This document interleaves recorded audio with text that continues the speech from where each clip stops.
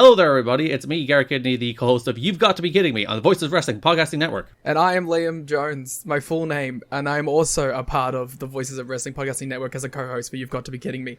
We are a TNA history podcast that covers TNA 1 month at a time. We cover all the drama, all the matches, all the Vince Russo nonsense you could ever want in your life. Have you heard of TNA? I bet you have, but would it be funnier if two people made jokes over it the whole time? Probably. So if that sounds like fun to you, check it out on this very Voices of Wrestling Podcasting Network, and Liam will do bits and whatnot. This podcast is a member of the Voices of Wrestling Podcasting Network. Visit voicesofwrestling.com to hear the rest of our great podcasts, as well as show reviews, columns, opinions, and updates across the world of wrestling.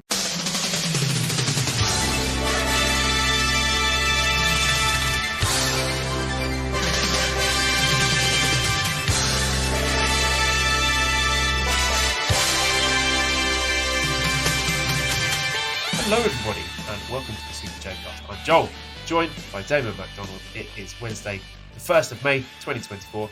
This is episode 308. I'm going to open with a question here from David Bentley Fart. More of a plea than a question. It says, please, for the love of God, can we not get Damon talking about splooging for 30 minutes? I want sad Damon to talk about the Maple Leafs, not horny Damon talking about how clean a woman's arsehole is. And you know what? Fair enough, I say. Signed, Damon's mother.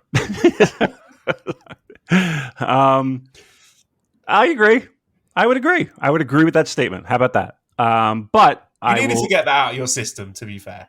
Correct. It was a weird day, and not for nothing. It's kind of like I don't want to sit here and be like, well, that's what we do. Like, it's just not really what we do. But every once in a while, we kind of go off the deep end, and we talk about nonsense. That is true, and I would agree with that assessment of did it need to do an hour? Do we need to do an hour?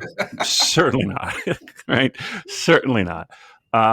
For those that may have enjoyed the break, I mean, how many times are you going to fucking hear us talk about evil and yeah, nothing happened last week. There was no news. There were no matches to talk about. It was whatever. Right. So you got your pick of off-topic opening podcast banter. We can do sports, which I don't think you're going to want to do. I'm quite keen to do it because it's been a good weekend for me. Or I don't know. We could check in computer game, Damon. We can do either. Yeah. Well, what would you like to do first? Well, we can cover sports if you like, because I am interested in Arsenal, and I'd like to hear how they're doing. I will say that I'm also kind of digging a little deeper into the footy, the Australian rules football, which I find just fucking amazing. What a sport! Whoever created this just pack of violence.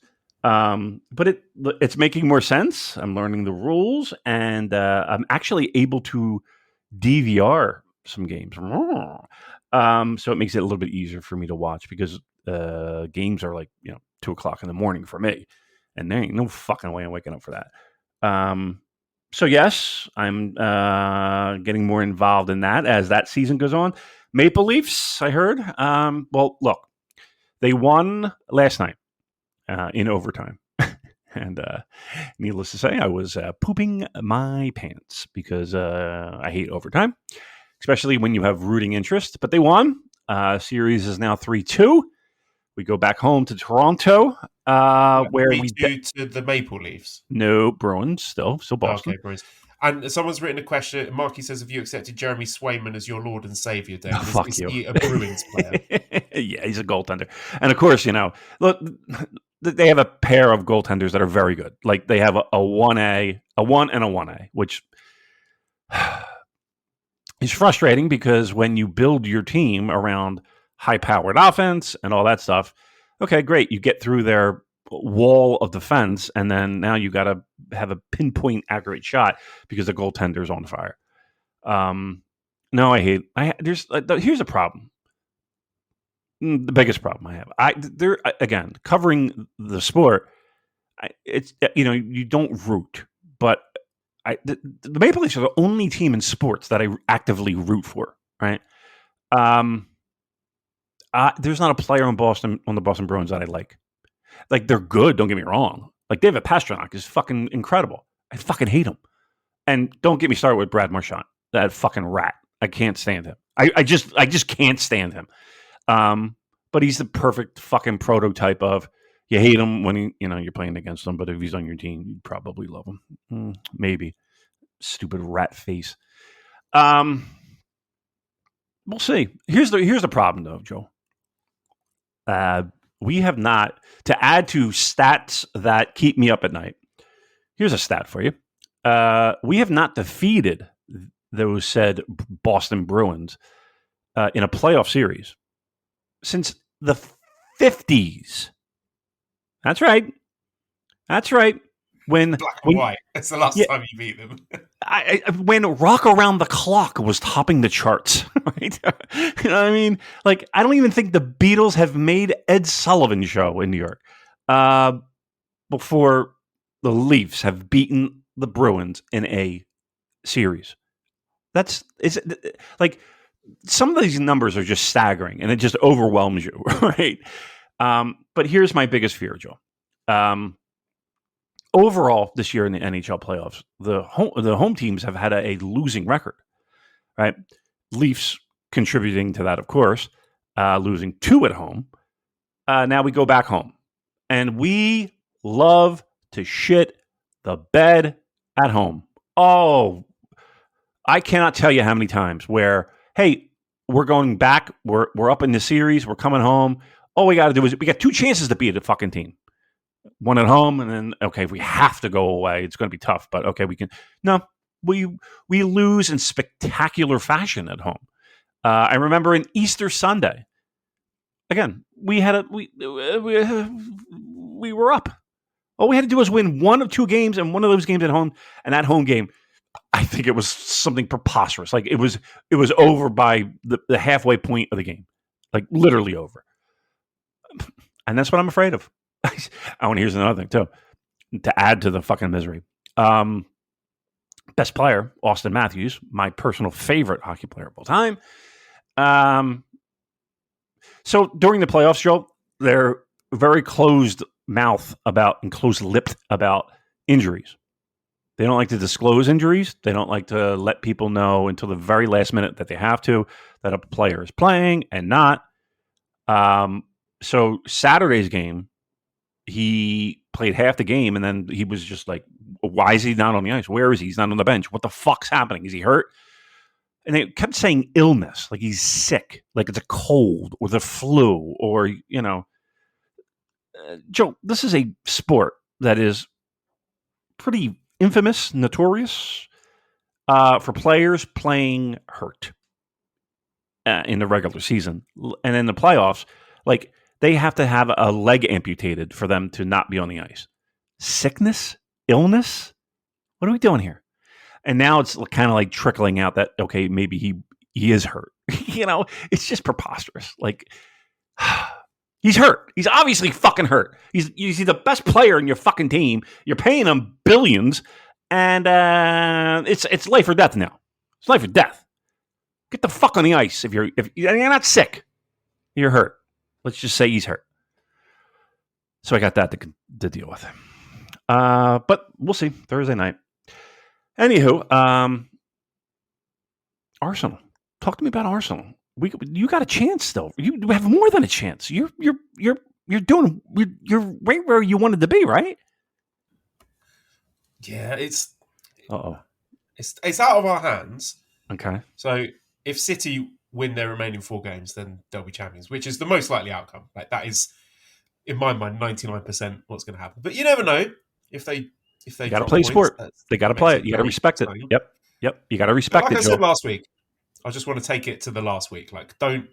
If we win our final 3 games, and there's a fairly good chance that happens, then for all our league matches in 2024, that would be like 20 wins, 1 draw, and 1 defeat, or something insane like that. And at that point, you have to be like, what else could we have done?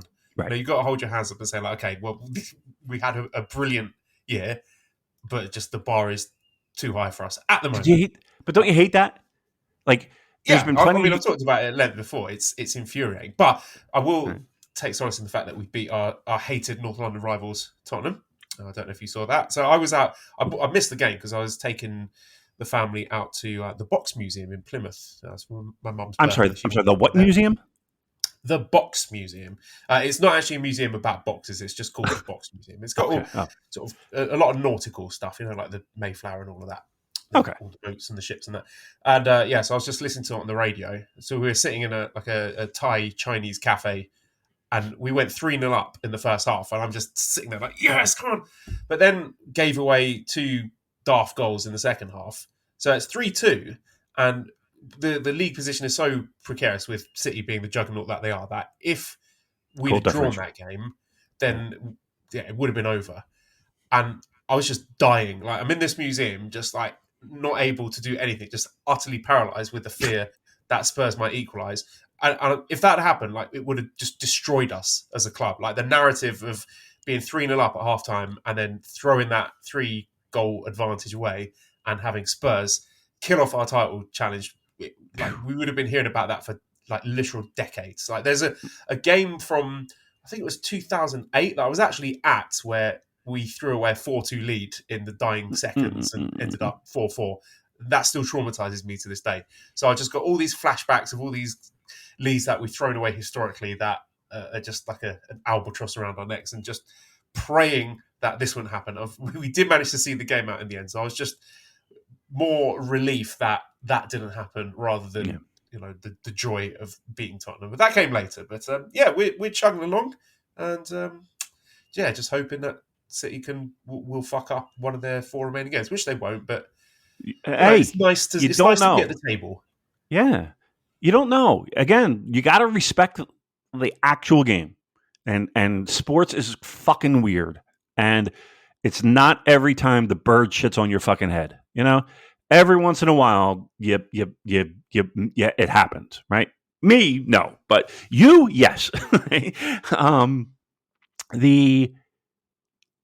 Do you know? And again, if you don't have it readily available, please don't feel obligated. But do you know, like, are the 4 teams that City's playing anybody good, or are they just all fucking dogs? Right. So they've got. I know this. It's Wolves at home. Wolves are okay. They beat City earlier in the season at their place, but of course this is at City, so okay. There's that. They have Tottenham away as their penultimate. That's possible. Game. So there is a chance. Like, historically, they've not done very well. So there is a chance that Spurs could actually help us win the league. But I've got a feeling they might just like roll over and allow City to destroy them just to spite us. But they need the points.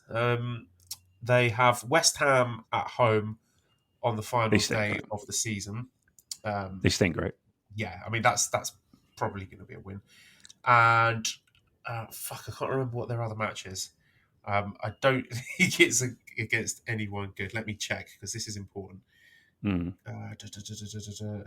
So, next game, Wolves at home. Oh, they're Fulham away. Now, Fulham away, interestingly, that is a picture that we lost early in the season. Tony Khan. Yeah. Come through for me now, please, Tony. Big Tone. Always liked you, always respected you. Have a word, get a team talk. Maybe send over Will Ospreay to do the team talk before. Get Okada in there, maybe. Just G up the boys. Maybe it could be Fulham. It could be the people. Wouldn't that be amazing? Have plagued me all season. So my most hated thing. So Tony Khan and Tottenham Hotspur helping Arsenal to win the Premier League. Wouldn't that be a narrative? Brilliant. How fantastic. Long-term, definitely intentional storytelling. Let me be intentional. I can't believe that your happiness is in the hands of a guy with a neck brace at the NFL draft. I want him to go to the Fulham dressing room with the neck brace on to give an impassioned pre-match talk to the Fulham players. Right. Absolutely, Tony. All right, listen, put it out there. Look, I know we're not the fucking bee's knees when it comes to AEW fans. I get it. We can be fucking insufferable. Come on. Can you give Joel a little something? Can you give Joel a little love here? Like, come on, a little energy, a little fucking something from you guys. That would be I great. will forgive all the talent poaching. I will not say a bad word about AEW. If Fulham can take points off Man City and help us win the league, then I will make a pledge to say only nice things about Tony Khan and AEW. Okay, can we do this? Let's make this interesting. If Fulham defeats Man City, and that would seal the deal, correct? No, we'd still have to win all our remaining games. Okay. All we need, actually, is even if Man City have a draw, then that means we could be level with them and we've got superior goal difference. But a defeat would be nice. So should we say that? Okay, let's do this. Fulham defeats Manchester City. And again, let's just say everything works out. You win your games, blah, blah, blah. And again, I don't want to hand wave that because you still have to win your games, mind you. But you do need help. Fulham beats Man City. Joel, do you get an AEW tattoo? It could be anywhere in your body. You know, it doesn't have to be T-shirt, AEW T-shirt, and I'd be like, no. You need to really show appreciation to TK in this moment. It doesn't have to be massive. Again, it doesn't have to be massive. It doesn't have to be a sleeve. It doesn't have to be, and you can pick where it goes. It doesn't have to be seen, but you know you're wearing it. You know you got it. I want the initials AEW tattooed on you if Fulham defeats Man City. Yes or no? I think I'd have to add the caveat that Arsenal go on to win the league. Because if Fulham beat Man City and then Arsenal fuck it up, right, I'm not getting that tattoo. Because if I look at that tattoo, I want to look at that. You cut off your arm. And think of our first league title in 20 years. Not we've completely fucked that up. But if Fulham beats them and they win, they got the fucking trophy. They're jumping up and down like they do, and all that nonsense. The streamers, the confetti, the red, just falling from the sky. Gunners are your Premier League champions, and once again, Fulham played a part in that. AEW. On your bod. And I'll go so far as to say this. I'll pay for it. I will Venmo you or PayPal you the money to make it happen. So literally all you need to do is book an appointment, sit in the chair, get the tattoo. Deal. Yes. Let's fucking go. I'm pumped now. I'm watching every fucking game now. Let me tell you something. I am going to watch that fucking Fulham Manchester City game. You better believe I'm not fucking missing that. I don't care what time that's on. I will. Really? And wouldn't that be something? All right. There it is, folks. You heard it here. Don't tell me we don't give you good fucking content. Yes, we could spend many hours talking about ass eating. This is content right here. You're not getting this anywhere else. All right. See, and we tied it into the pro wrestling. See, we're fucking good. Here it is. I mean, this is the ultimate. This is the let's call it the Death Inc. challenge. I don't know. Death match. Yes, the Death Inc. Death match. Death Inc. Or how about the TK Inc. I don't know. We'll come up with a fucking good. Somebody come up with a good fucking name. But this is official. It is stamped. It is history here on the JCast. Let's go, Tony Khan. All right. I'm psyched. I'm ready to go. I gotta be honest with you. I'm very excited right now. I'm pumped for this. I hope you get it right on your ass cheek. That's what I'm hoping. You fucking put that thing right. Careful. We're not going into erotic talk again. That's right. My bad. I don't want anybody to fucking throw up in their mouths. All right. Where would you like to take us, King Joel? Where would you like to take us?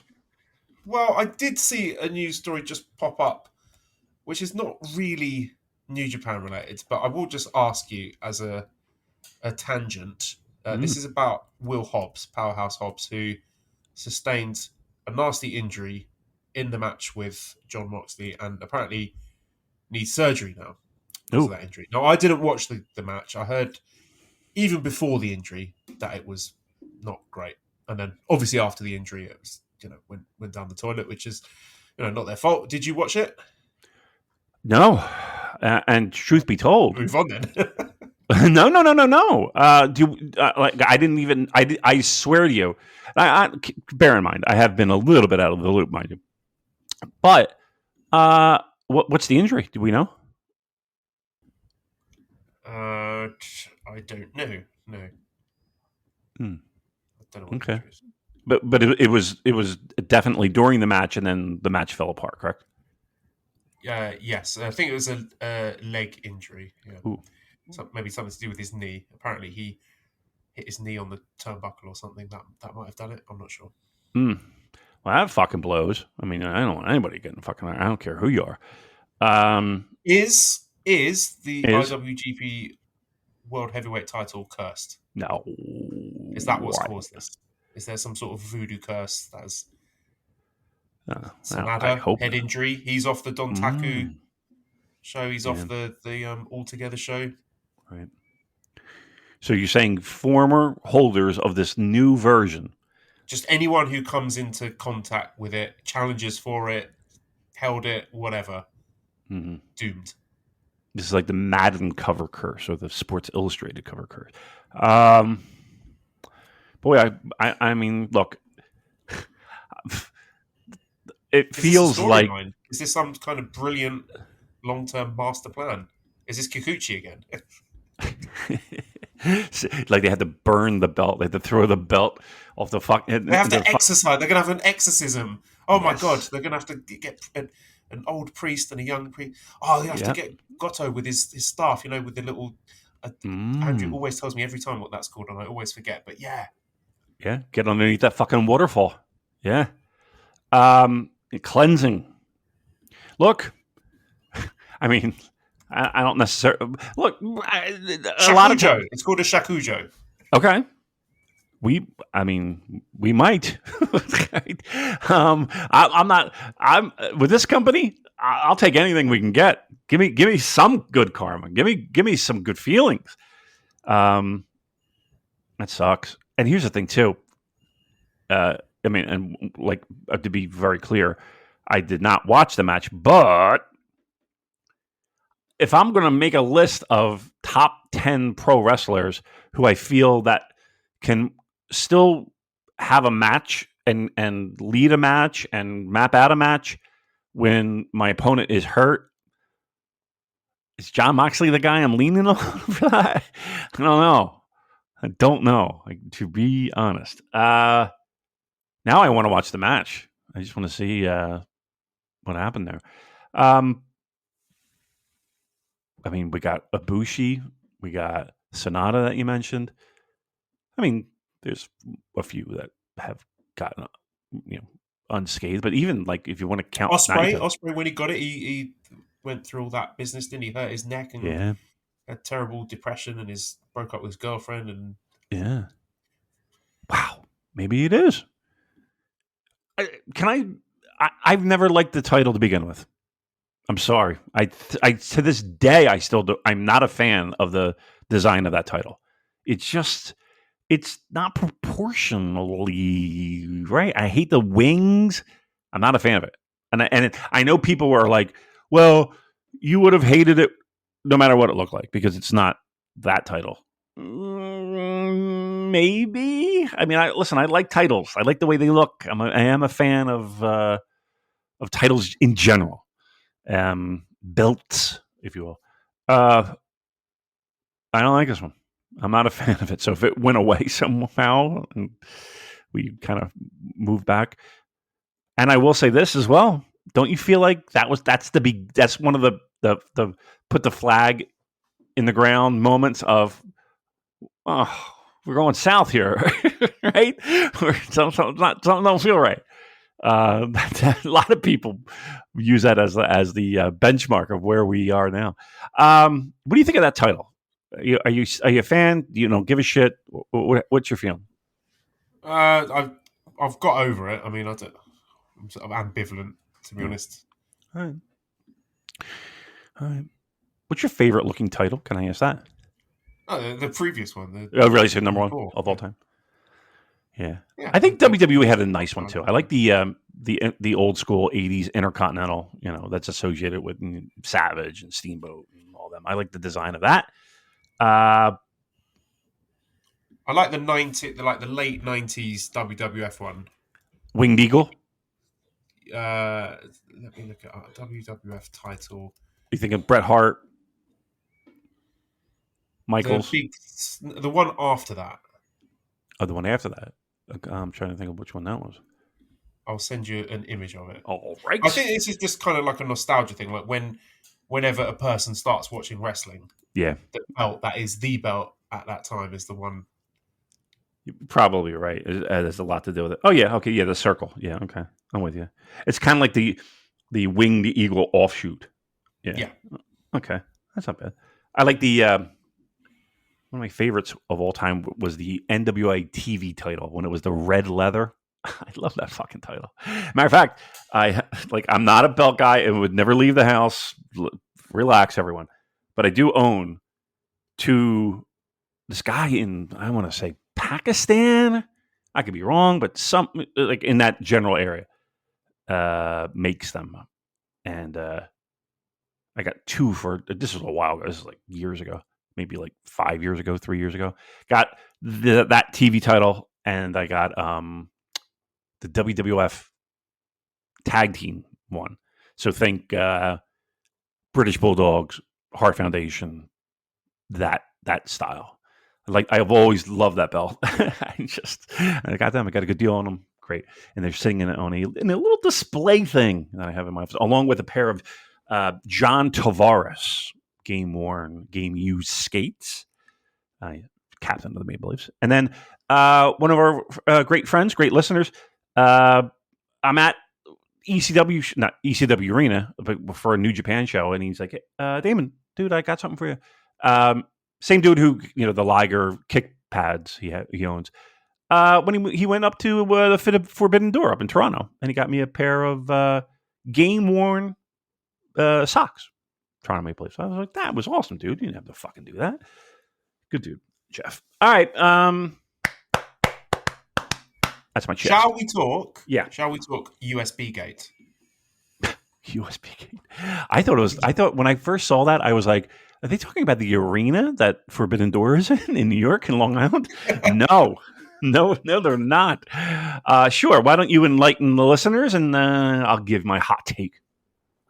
So New Japan had to issue an apology to members of its official fan club. They lost a USB drive that contained personal information at a show in Korakuen Hall. So it contained the name, date of birth, age, gender, membership number, membership type, and expiration date of 32,775 people. Did not contain credit card information or addresses, phone numbers, email addresses. So nothing really sensitive, but still pretty staggering that, one, they're still using USB drives for things like that. Yeah. And two, to me, this is a massive let-off for them. This could have been disastrous if it had been that information. And I sincerely hope that they fix up and do some basic customer data safeguarding, which you'd expect from any company that is handling information like that.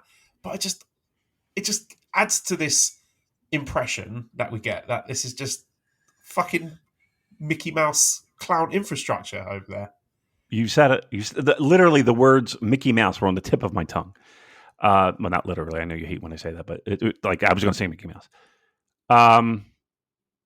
My first reaction to this was, you want to be an international pro wrestling company, and you act like an absolute regional promotion, right? This is just almost comically awful, right? When we're talking about, again, a fucking flash drive, a USB drive is holding and containing this information.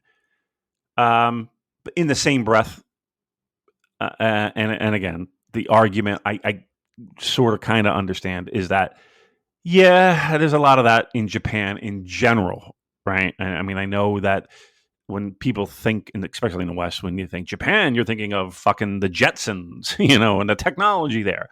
And there is, right? There is that. I mean, there's no train system on planet Earth that I think runs more efficiently than in Japan. And, we could give a laundry list.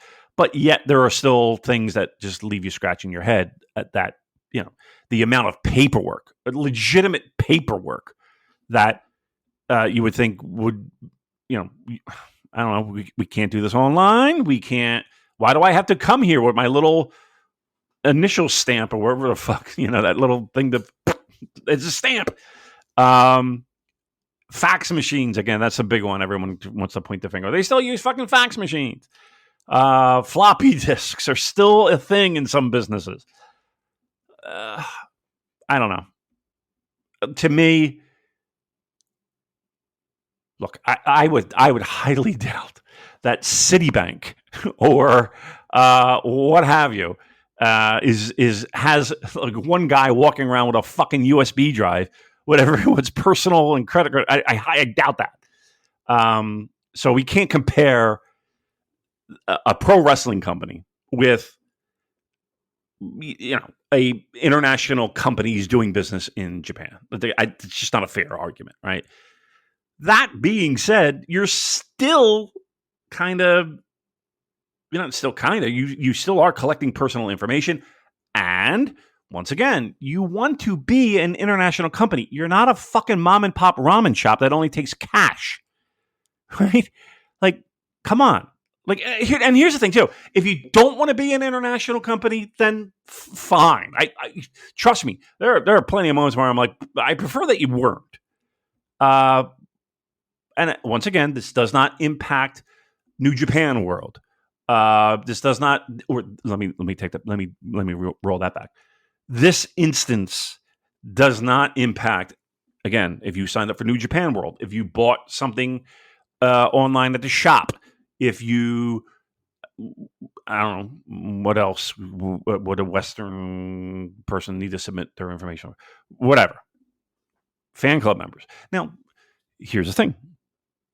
There are a lot of people that try to dance around that fan club thing, especially come Wrestle Kingdom time, where they're going to give an address of an old girlfriend or, just to kind of skate around the fan club requirements of, and again, to be clear, the Japanese New Japan Pro Wrestling fan club, to get tickets and get that early window and all that stuff. Anyway, it is just one of those things where you're right. You look at Mickey Mouse. You do look Mickey Mouse. And it could have been much worse. No doubt. It could have been much, much worse.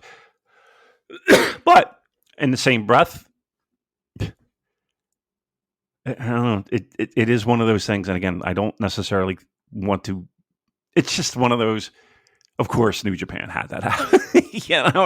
Of course, right? And from what I understand, and maybe you can help me with this, it's starting to gain a little bit more mainstream press, right?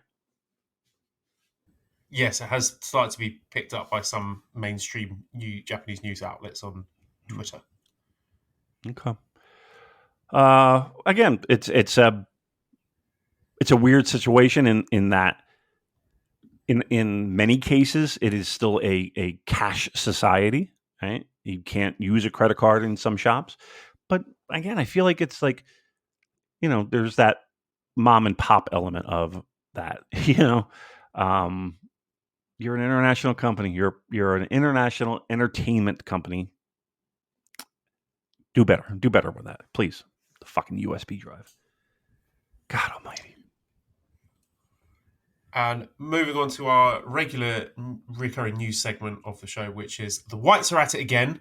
This time we're talking about Nic Nemeth, who has won the Triple A mega title at Triple Mania 32. He defeated Alberto El Patron for the vacant title. Now, correct me if I'm wrong, Damon. Yes. New Japan, as a partner promotion with CMLL, they're not allowed to have any kind of interactions with Triple A whatsoever, right? That is my understanding. There have been shows that have been put on ice because of that. There have been wrestlers being brought in that put on ice because of that. So yes, I think that's a one of those. You don't mess around with that crowd, right? You're not messing around with that crowd if you're wrestling for New Japan. All right, so he wins the, as you like to say, the the title. Obviously, he didn't check in the office on that one. It's amazing how little pro wrestlers give a fuck about shit like that.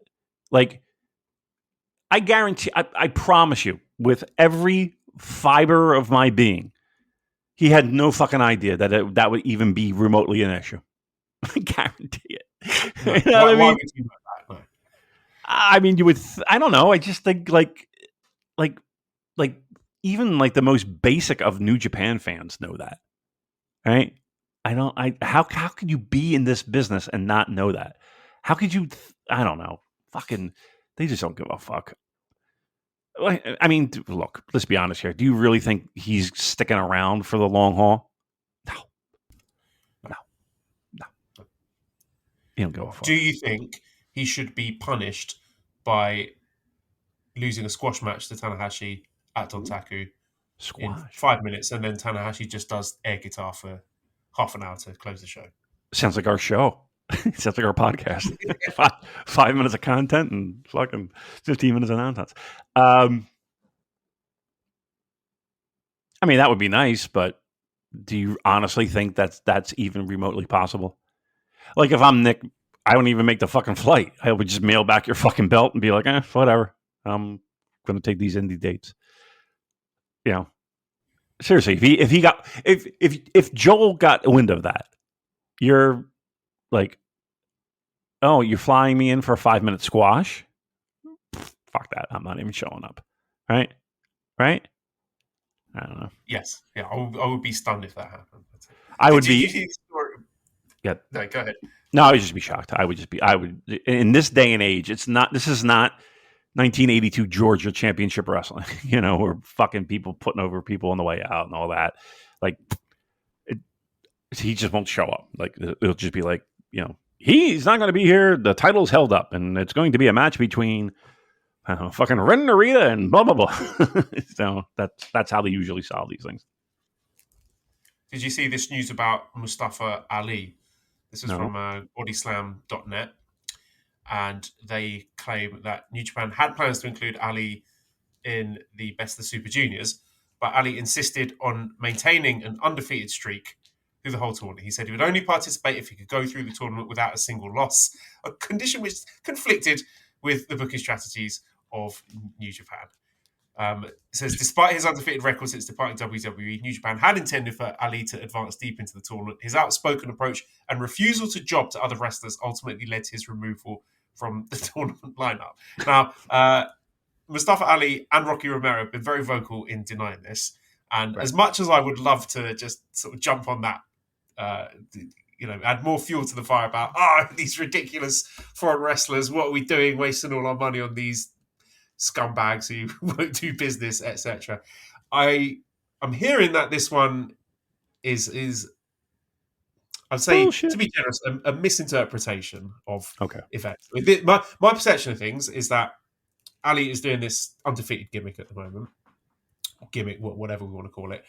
And they wanted him in Best of the Super Juniors, and then it wasn't a good fit because Ali wanted to remain undefeated. I don't believe that there's framing it as refusing to job is an accurate way of portraying it, because he's still got New Japan dates lined up, and from what I understand, there isn't any beef between him and the company. It was just like, do you want to do Best of the Super Juniors? Not a good fit right now because I'm doing this undefeated thing. Maybe that's going to play into what he's doing at TNA. I'm sure it is, but I think the way that is presented by bodyslam.net, not entirely accurate. Yeah. I mean, look, I don't think anyone of all people, right? Like, let's just fucking go into that world a little bit. And let's assume that the gimmick is a shoot. Right? Let's do this. And he's under the impression that his stock is so high that he is going to walk into the locker room or the phone call with Rocky or Hiroshi Tanahashi or whomever and say, you know what, I would love to work for you. Here's my rate. And FYI, I don't lose to any of your fucking people. Like, seriously, of all people, he's going to do that. And New Japan's going to be like, well, certainly, and let me spread my ass cheeks even wider for you. No, I find that somewhat preposterous, right? Like, what leverage does he have to make those demands? Again, if we're going headfirst into this world, right? I think the reality is closer to what you're stating, in that this is, it's just not a good fit in the sense of he's doing his thing.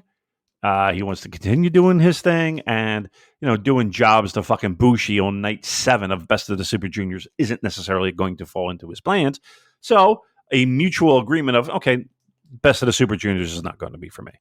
And once again, like, seeing him live, it's kind of silly to even put Best of the Super Juniors. Keyword being junior heavyweight he's not a junior heavyweight. Really? I mean, he did all his big stuff with WWE as a cruiserweight. Okay, but I mean that's WWE cruiserweight, right? Again, he's not Dragon Lee height. He's not. He's not a tiny guy, and I'm not going to insinuate anyone's workout regimen is enhanced with any type of supplement. But if there's a supplement, he might be a fan of it. Whatever supplement that might be, he's a big boy. Let's put it that way. No, I mean, I want to get. Here's what I want. I want this gimmick. I want the scale in the ring before every match. I want him weighed in the middle of the ring to make sure he makes that weight limit every match. And if he's over, he's disqualified. How about that? That'd be I wonder if anybody's done that. Has anybody done that? Matt Hardy do that. That was his gimmick in I want to say around 2003. He was doing cruiserweight stuff and weighing himself before matches. All right, maybe I'm not that creative then. Oh, did I tell you I came up with the delete? I came up with that. He stole that too. Yeah. That bastard. Yeah. That North Carolina bastard. Yeah. I don't look. I think he's fine. I don't have any problem with him whatsoever. But I'm not gonna lose sleep over Mustafa Ali not being in Best of the Super Juniors. Trust me. Okay, last news tidbit I wanted to touch on here. So, question from John, who says, do you feel the talk of New Japan stars about Moxley having the belt is a setup for AW versus New Japan at Forbidden Door? So, there's been a very high volume of chat about this. I'm going to throw this one in anyway, even though it's not directly related. So, New Japan and Stardom owner Takagi Kidani expresses regret that Japanese promotions have become like American farms. Quote, from a business standpoint, as some fans have lamented, I think it's a little sad that Japanese promotions and Japanese mats have become like American farms, like baseball and soccer. I think that's regrettable. This is our responsibility, though. Very funny quote retweet from Kevin Kelly, who says, stop hiring lame buffoons to run the wrestling business you own. You hired the Mark president. He was talking about Harold May there. You're responsible for useless Japanese staffers who speak English, or maybe he means you don't speak English, and you personally ran off the biggest star. So there's that. So we'll put that to one side. But there have been a lot of wrestlers, off the top of my head. Shota has been talking about this. Tsuji, Uemura has been talking about it. There's a quote here from Hiromu, saying, I'm really upset with New Japan. Isn't the Dontaku main event Moxley versus Narita? If there's a defense held before that match, it's going to affect the main event. If Moxley loses the defense match, what happens to Dontaku? I don't think New Japan and AEW are meshing well at all. So there's a lot of people talking about this situation. Do you think this is a work shoot, or do you think these guys are genuinely upset? And if so, is that a good idea? Is there any value in that? No. How could there be? And just the numbers of people that are talking about this and and talking about the promotion in a negative light. I'm not saying don't do it, but it does feel like, wow. I mean, if that's the feeling in the locker room, then boy, that's a big fucking problem, don't you think? Unless this is a gigantic invasion angle, all the disgruntled New Japan and former New Japan workers, bonding and big angle. Look, nobody was complaining when the paydays were coming in, right?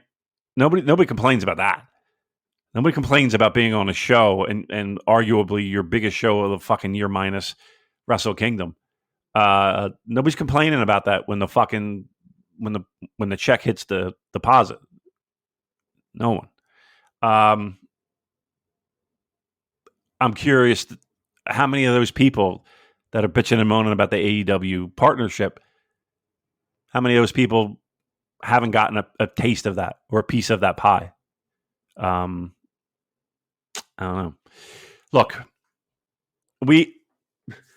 what's shocking is that, it's not really that shocking.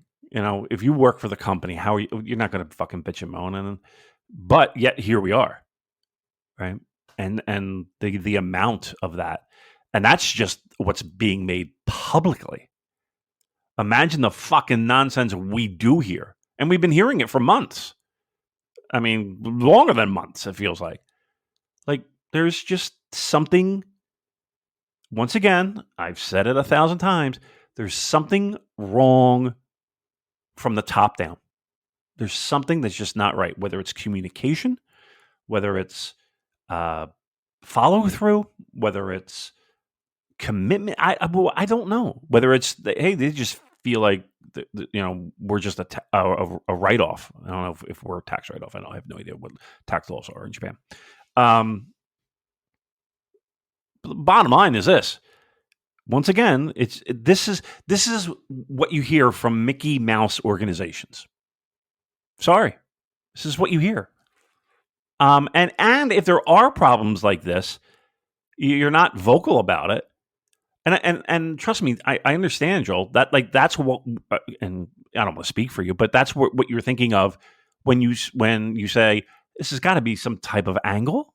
Right? Question mark? Because it just makes no sense. And then the issue there being like, who's the heat on there?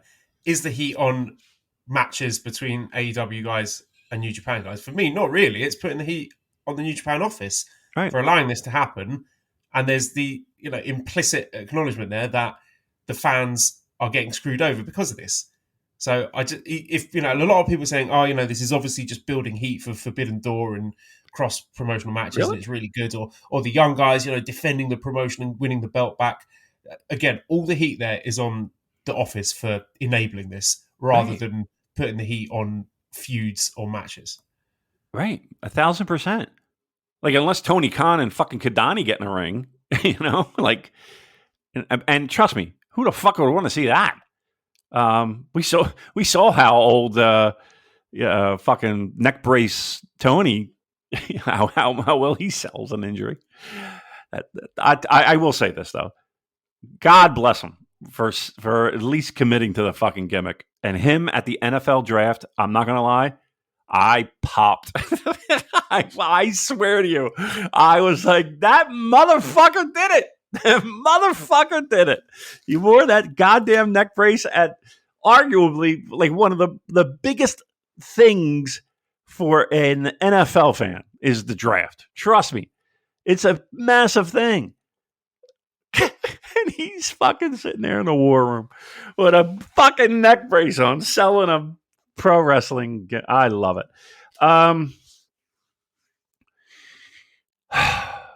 I mean, look, it's disheartening.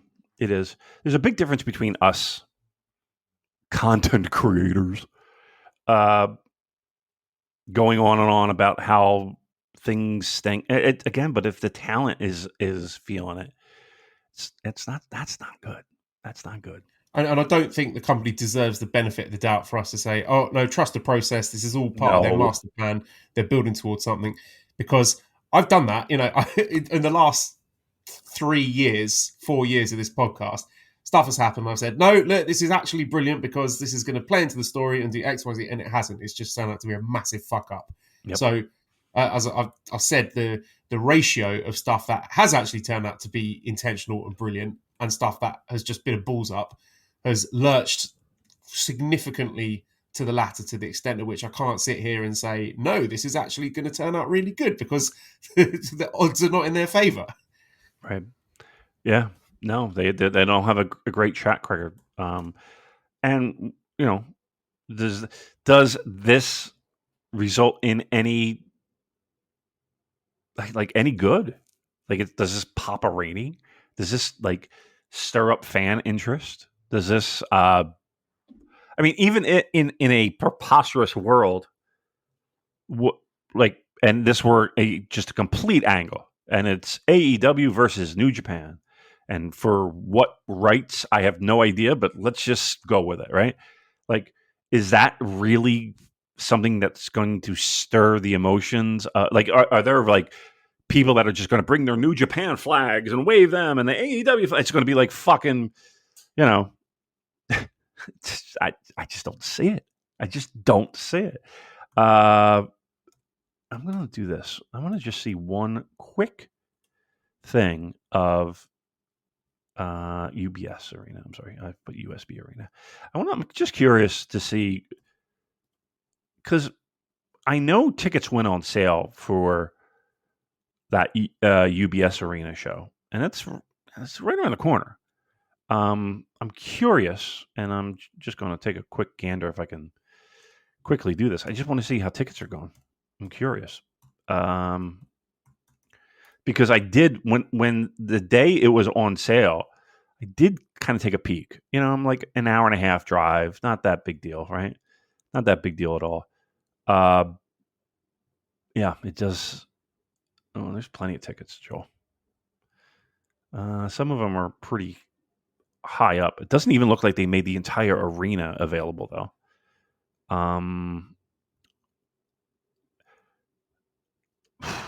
Here's okay. Oh boy. Okay. I'm looking. This is real time, and I don't want to steal fucking WrestleTick's gimmick here, but you know how like you bring up Ticketmaster and you're like, okay, there seems to be a ton of resale out there, right? Everything's fucking every one of these fucking scalpers are looking to make money off of this fucking show. Joel, if you bring it up, let me see if I can send you a link, and you tell me what you say, because to me this is, you know what? I don't have WhatsApp on my computer. I'll spill the beans. There are plenty of tickets available. Is this for Forbidden Door? This is for Forbidden Door, June 30th, UBS Arena, Long Island, New York.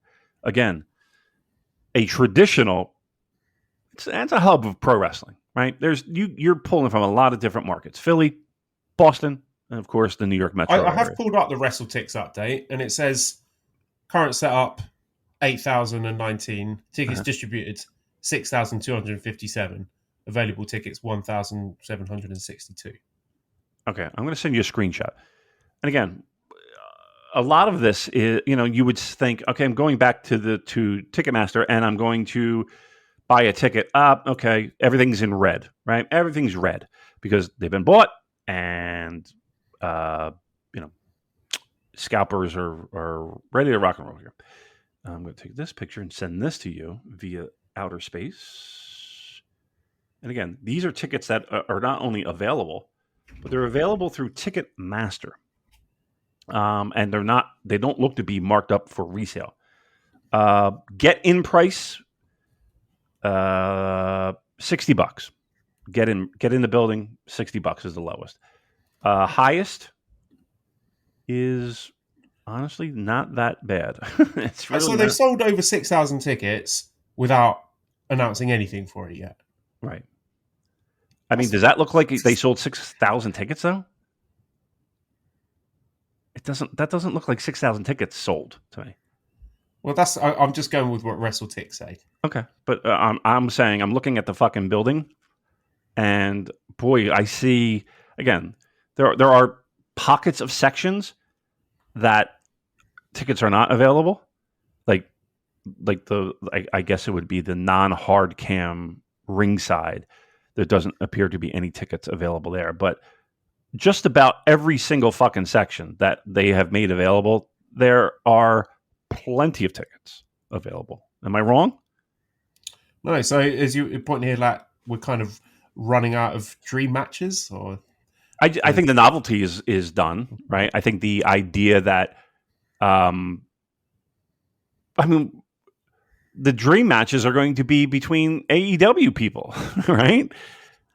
I will say that we were very happy with, was it Windy City Riot doing a similar number to that? So I don't know if I would say, okay, 6,000, over 6,000 tickets sold. Again, taking this at face value, if that is the case, without a single match being announced, is any kind of disaster. Okay, all right, fair enough. And again, we're doing this on the fly here, mind you. It doesn't feel like 6,000 tickets have been sold.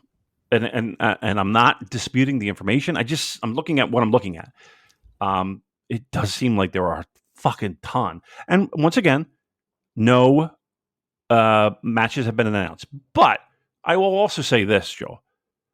I think it's a safe assumption that when you see AEW, NJPW present Forbidden Door, you're expecting big names to be on this show, correct? So while you might not have the exact matches, I think you would feel confident saying, okay, Okada on the show, Ospreay on the show, Zack on the show. You know what I mean? Like, I'm not worried about who's going to be there. Yes, I'm worried about the matches. You don't know. I agree. But you would assume the names are going to be here, right? Yeah, it's a while away. All right. I think there's bigger fish to fry before hitting the panic button about Forbidden Door. But all yeah, right. I understand the point you're making. All right.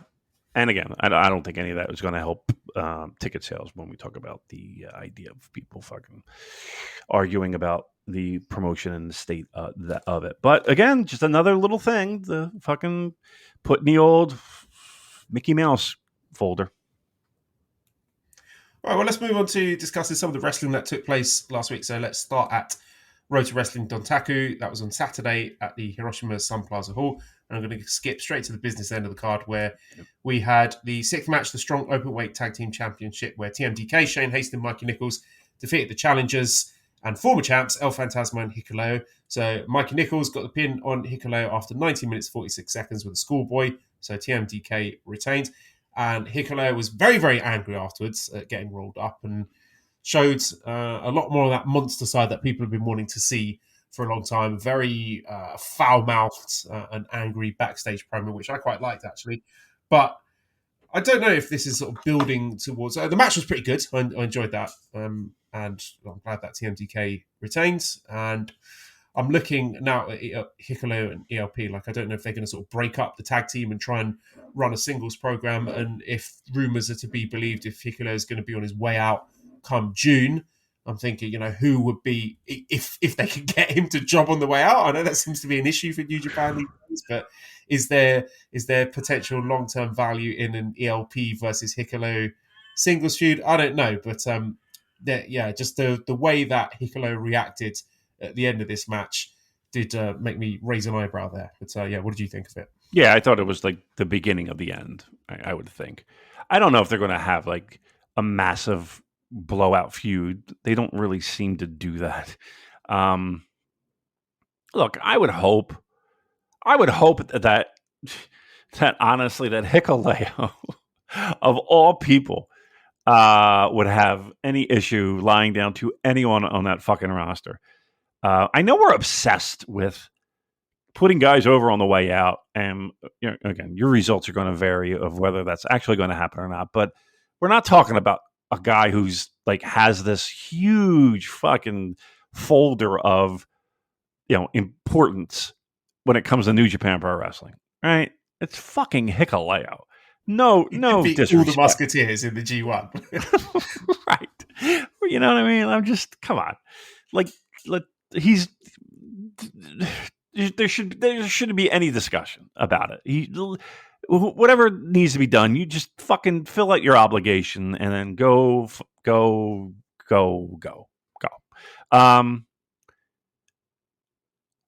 What I'm hoping, when I feel like I've beaten this horse to death too, is the ELP. Let's move up and do something fun with you. But again, there's been so many. Give it a go. Just give it some effort. Stick with it. Give it a try. That's the problem. Because what they've done with him so far has just been very half-assed. Like, give it a sustained push. Give it 6 months to a year. And if it doesn't work after that and it's not sticking, then fine. We can all accept defeat. And I know we are the only two lunatics left on this planet who are waving the flag saying, yeah, let's go ELP singles run. But let's just give it a try. And if it doesn't work, then we'll hold our hands up and say, yeah, we're wrong. Yep. That's all. That is, Joe, that is all that we are asking, right? Give it, because guess what? If it sticks, wow, great. And I think the biggest problem that I have with that statement that you made was, and it's not your statement because it's the truth, but it's more of, the guy hasn't really been given a chance. Like, every time you think this is the chance and here's the opportunity, they either pivot or they decide not to even go with it or whatever. Like, give the fucking, like, let's not shit on the fact that the dude has committed himself to New Japan Pro Wrestling. Right? Yeah. Could just attempting a ELP singles push be any worse than what they've done with like Nic Nemeth and Matt Riddle so far? 1,000%. Right? Like, you're willing to make the investment there, but not with him, a guy who has they might be friends and they might have a great time together and they might really enjoy each other's company and they might fucking send each other, long distance letters. Who the fuck knows? Do you really think that when ELP was taking bumps in the middle of fucking wrestling school that he dreamed of fucking tag teaming with Hikuleo? You know what I mean? Give the fucking guy a chance. Let's see what he can do. And if you think that he is a guy that is not worth the investment or not worthy of, or let's be honest, you think he stinks, boy, I mean, think of the times when he has been given the opportunities and he has had like matches that have been great, that in the grand scheme of things of New Japan Pro Wrestling, minimal at best, right? But even in those little pockets, boy, I don't know. What do you want to do? Like, he's good. Believe me, he's good. And you hit it right on the head. Like, you're willing to invest in these people that don't give a flying fuck about your promotion. You think Matt Riddle gives a single fuck about New Japan Pro Wrestling? He cares when they fucking write the check. He cares when, he looks at his bank balance. Aside from that, do you think fucking Dolph Ziggler, Nic Nemeth, gives a shit? He obviously has no idea of even the working relationship New Japan might have and what might cause conflict. Either he doesn't know, or he again, doesn't give a shit. Like, I'm not saying you have to be I'm going to say something that I'm going to regret, but I don't give a fuck. You're a mark for the lion mark. Ugh. I'm not saying that. But like, I'll just have the timestamp there for Dan to edit. Yeah, don't put that. I like that. This will soundboard. Like, I'm taking. Let's put it this way: of those three, I'm taking ELP every fucking day of the week and twice on Sunday.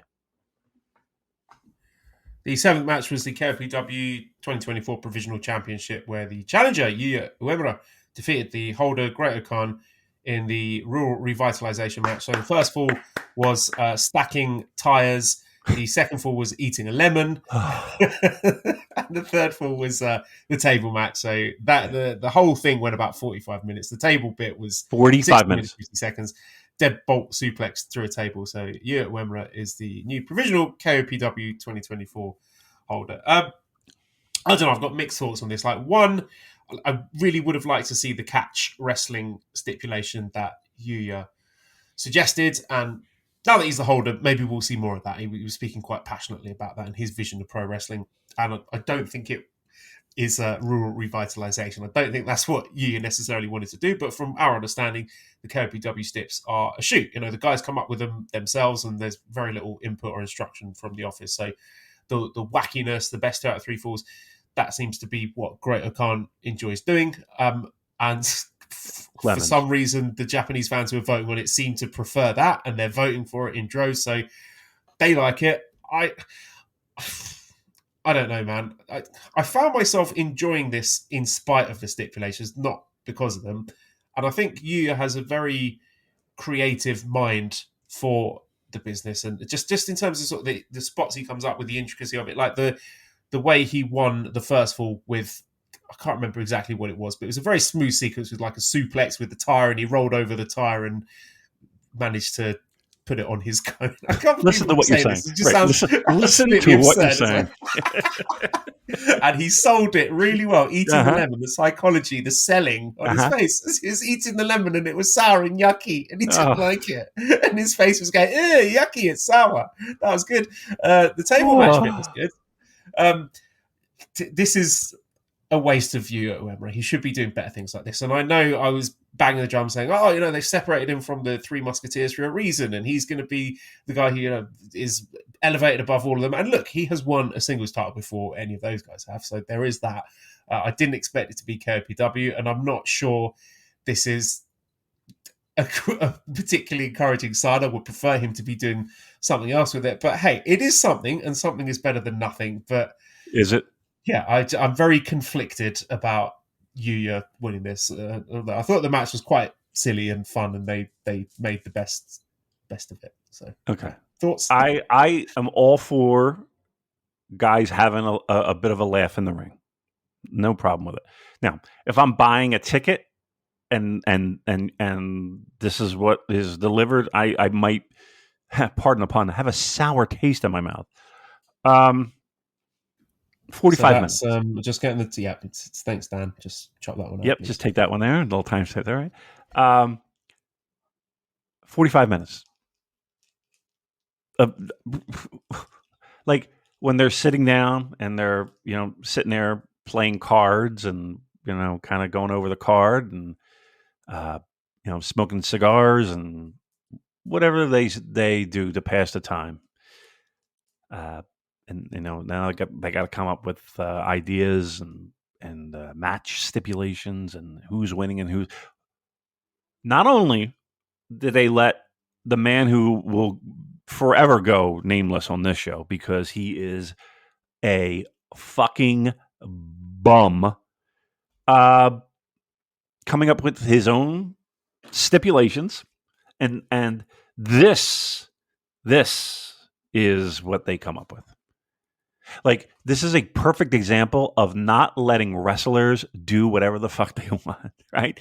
Because somewhere there has to be a check and a balance to say, one, I don't think this is the greatest idea.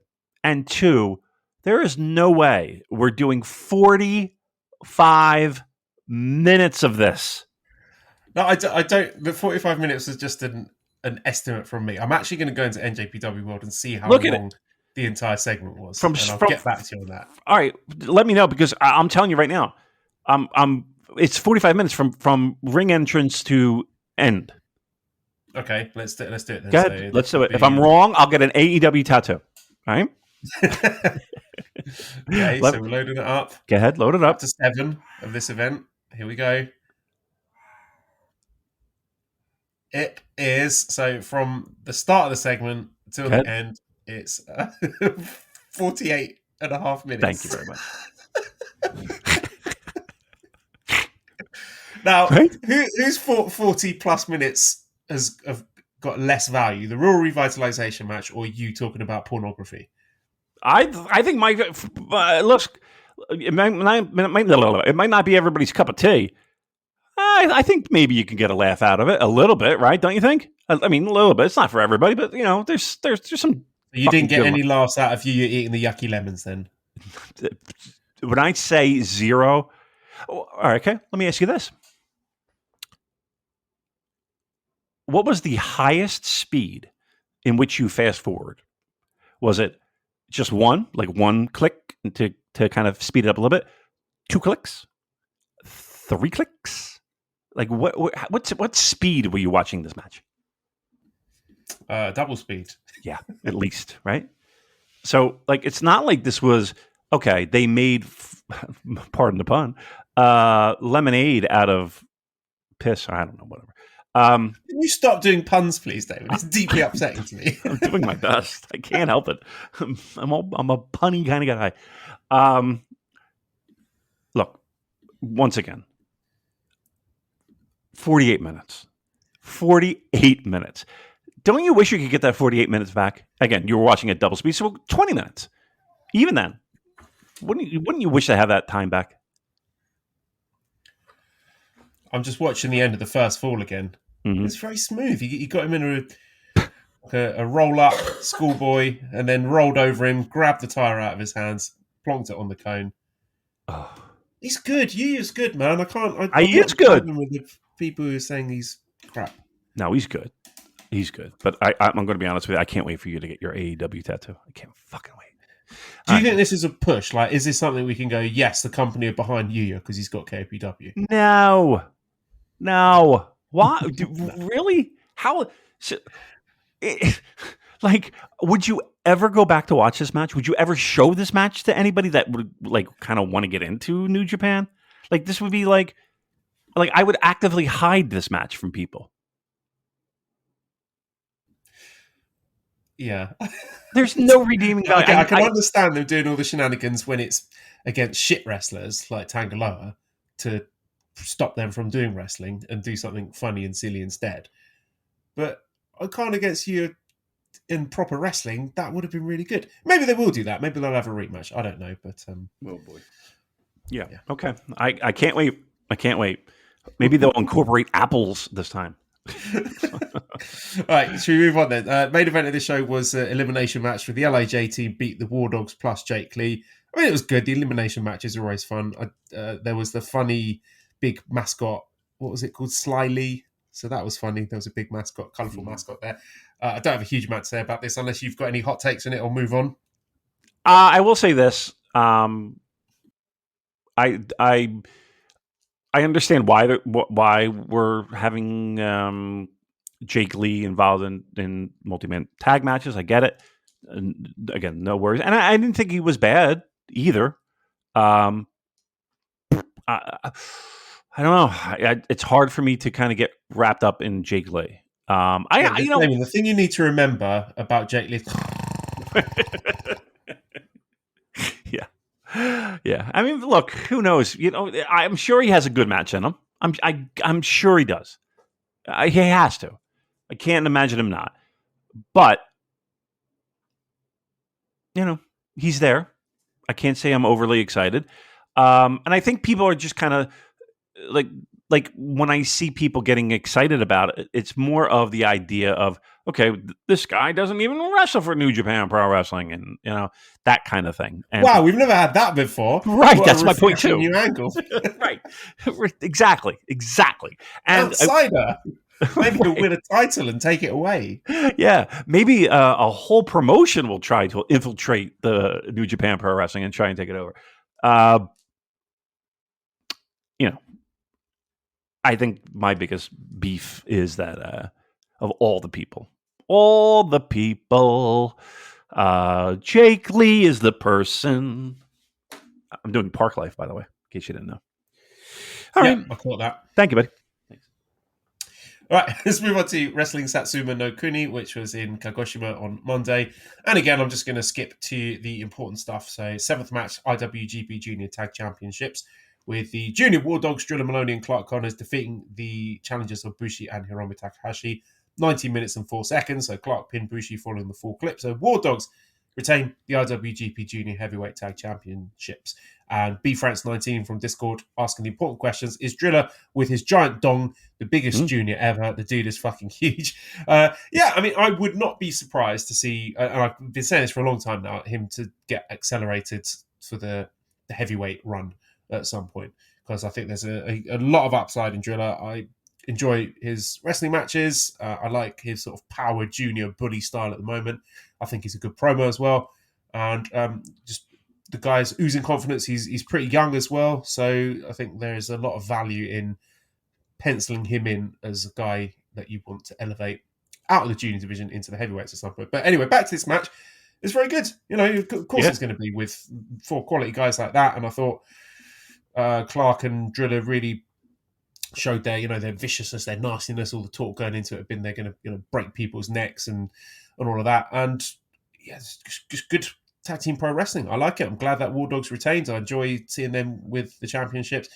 My only concern is moving forward about the freshness of the junior tag division, like who's next after these guys, and also the fact that Hiromu didn't win, it maybe freeing him up for a Best of the Super Juniors win. But yeah, we'll talk about Best of the Super Juniors in a minute. But yeah, really good junior tag match. Well done. No doubt. And I think you are spot on when it comes to Drilla, because I had this thought over the weekend, specifically after this match. Like, I don't want to see or hear about Drilla Moloney in the conversation of most underrated in our year end. Because if I see that, New Japan has dropped the ball once again. Like there's no reason he should be underrated. Like, he should be in a spotlight. And I want to be surprised that he's in heavily involved in the summer tournaments. Let's put it that way. And it is silly that he's considered a junior, but okay, fine, whatever. Whatever. People like to talk a lot about Gabe Kidd, and I think he's just the noisy one. Don't get me wrong. I love watching Gabe. I think he brings a certain element of excitement and unpredictability, and I trust me, I do appreciate that. But to me, Maloney's the guy. Like, he's one guy that I like. Circle him, because here's the thing. To me, his only limitations is what the promotion gives him, and if they do drop the ball there, and he is in that underrated, category, that's to me, that's just a shame, because it's like, it's so fucking obvious, right? I don't know. Like, is there anybody that like is missing the boat here with him? I don't see it. I think everybody's kind of waiting for it to happen and wanting it to happen. And why not? Let's fucking go with him. I don't know. Like, for all the pessimism that we have, and we do, there's no doubt about it, because there's plenty to be pessimistic about. Don't think it's just 2 miserable fucking people talking into a microphone. It's not it at all. There are things to get excited over, and to me, he's one of them. Am I saying he's the second coming of fucking Hiroshi Tanahashi? No. But, like, once again, would it be terrible to have an ELP Drilla Moloney never open weight fucking series of matches? Would anyone complain about that? I don't know. Lots to think about. Let's move on to the main event of the show, which was the IWGP Junior Heavyweight Championship, with Sho successfully defending against Doki in 23 minutes and 46 seconds by pinfall. So Sho retains. A lot of shenanigans here, a lot of run-ins, a lot of nonsense, as you would expect from a Sho match and any House of Torture adjacent matches. I quite like this. Look, I am enjoying this elevation of Doki, and we'll talk a bit about him in Best of Super Juniors and card placements and things like that. So I thought the way they structured it with all the run-ins and everything did a good job in building that babyface heat for Doki. And had they just wrestled a straight match without any rule breaking interference and all of that, would it have achieved that effect? I don't think it would, actually. So I think it was a net positive here. However, I'm just going to copy paste all the stuff I've said about House of Torture before. There is a place for it. IWGP Junior Heavyweight Championship matches, not for me. I want more than that for this title belt. So House of Torture, fine for Korakuen Hall or never six-man stuff, or the odd evil run in a tournament, once a year or whatever. Fine, but not here, not the junior title. Yeah, I mean, I wasn't having it. I wasn't feeling it, and I wasn't a fan of it. And I know deep in the cell of my heart, Doki and Sho could have a great match. No, without anything. Like, they could have a match that you could turn off and be like, woo, fucking great. Pants down. Well, so we're saying like 2020 Chaos Show against Doki. Yeah. I'm just saying. I like those two guys could definitely pull that off. They chose the other route. Look, we all know how I feel about these things, and yes, there is a time and a place for that. It doesn't do anything for me. I don't think it does. I don't think it does a lot for a lot of people. No use crying about it. Like, it's not like we sat here and didn't know that was going to be the case. And it's not like I'm sitting here hate watching it, but know that, like, I know that they could be doing so much more. It's kind of like having a really smart student or child. And they don't apply themselves. That's the feeling I got here. Like, I don't blame the wrestlers per se, because they made the most out of a situation of what they were given, right? And I do believe that they made the most out of that situation. But truth be told, it's, how we talk about like Ishii matches, while they can be great, somewhat copy and paste. Or even a better example might be even like modern Minoru Suzuki. You know what you're getting in these matches. Like, you knew what you were getting, and you knew really kind of about where it was going to start and end. And there really wasn't a lot of like creative, wacky, out of the ordinary things that happened in this match that you could be like, okay, well, it was fucking chaos and this happened. No. I mean, like, I feel like you could just place, I don't want to say any wrestler in that role, but like they did standard House of Torture match. Like, there's no not only has the well run dry on the idea of seeing that on top, like, it's not even creative anymore.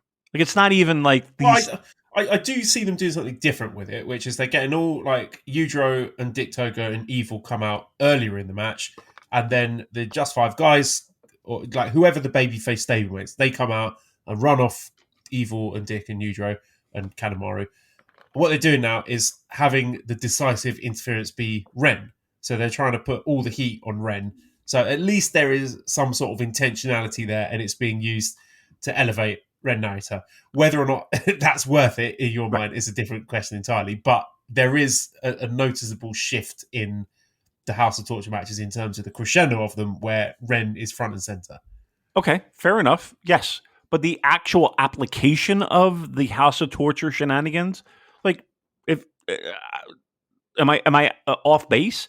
I can't believe we're trying to critique the shenanigans and if it's creative or not. Like, I just feel like I've seen it 1,000 times. This isn't We Work Stiff. This is ridiculous. Let's right. move on. Right. Best of Super Junior blocks then were also announced. So in A block we have the replacement here. So Taguchi is out of Best of Super Juniors with the dog swerving bike incident I mentioned last time. So he's been replaced by Dragon Dia from Dragon Gate, who I've not seen. I don't think I've seen any of his matches, so recommendations welcome. But people are very excited about that, and apparently big upgrade. So looking forward to seeing some of him. So A block we have El Desperado, Kevin Knight, Bushi, Titan, TJP, Kosei Fujita, Blake Christian, Clark Connors, Yoshinobu Kanemaru, and Hayata.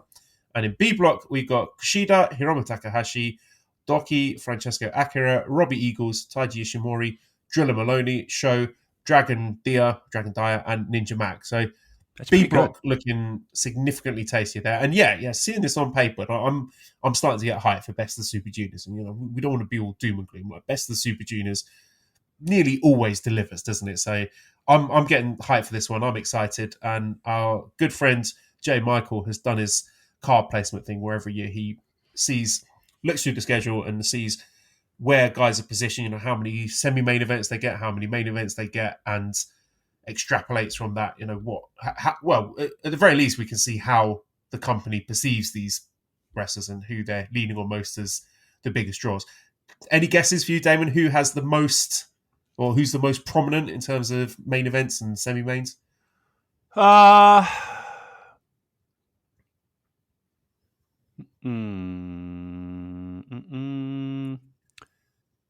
How about no one I'm afraid of? Because I don't know the answer to that, but I'm just kind of thinking out loud. You know who I'd like to see would be Kevin Knight. I'd like to see, but you know who we'll get? We'll get Kushida. I'm going to guess Kushida, just for shits. What is the highest, the most? One of the highest, yes. So the highest, like who do you think is the highest? Like who do you think has the most main events and semi-main events, like highest card placement out of these? Okay, it shows in there, right? Yeah. Okay, I mean, I would think he would have quite a few, right? He's third, third highest. Okay. Number one. How about Titan? Titan is seventh. Okay, then I don't know what the fuck I'm doing. Give me number 1 and 2. Number one, Despy, and he's got 5 main events and 2 semis. And Hiromu, second, he's got 3 main events and 3 semis. So yeah, I mean, I think that's notable that Despy has 2 more main events than Hiromu does. So take that for what it's worth. So we've got Despy, Hiromu, Sho, 4th place, TJP. So I think we might expect to see him featured quite prominently. And here's a pleasant surprise at 5th, Doki. Okay. 5th highest in terms of card placement.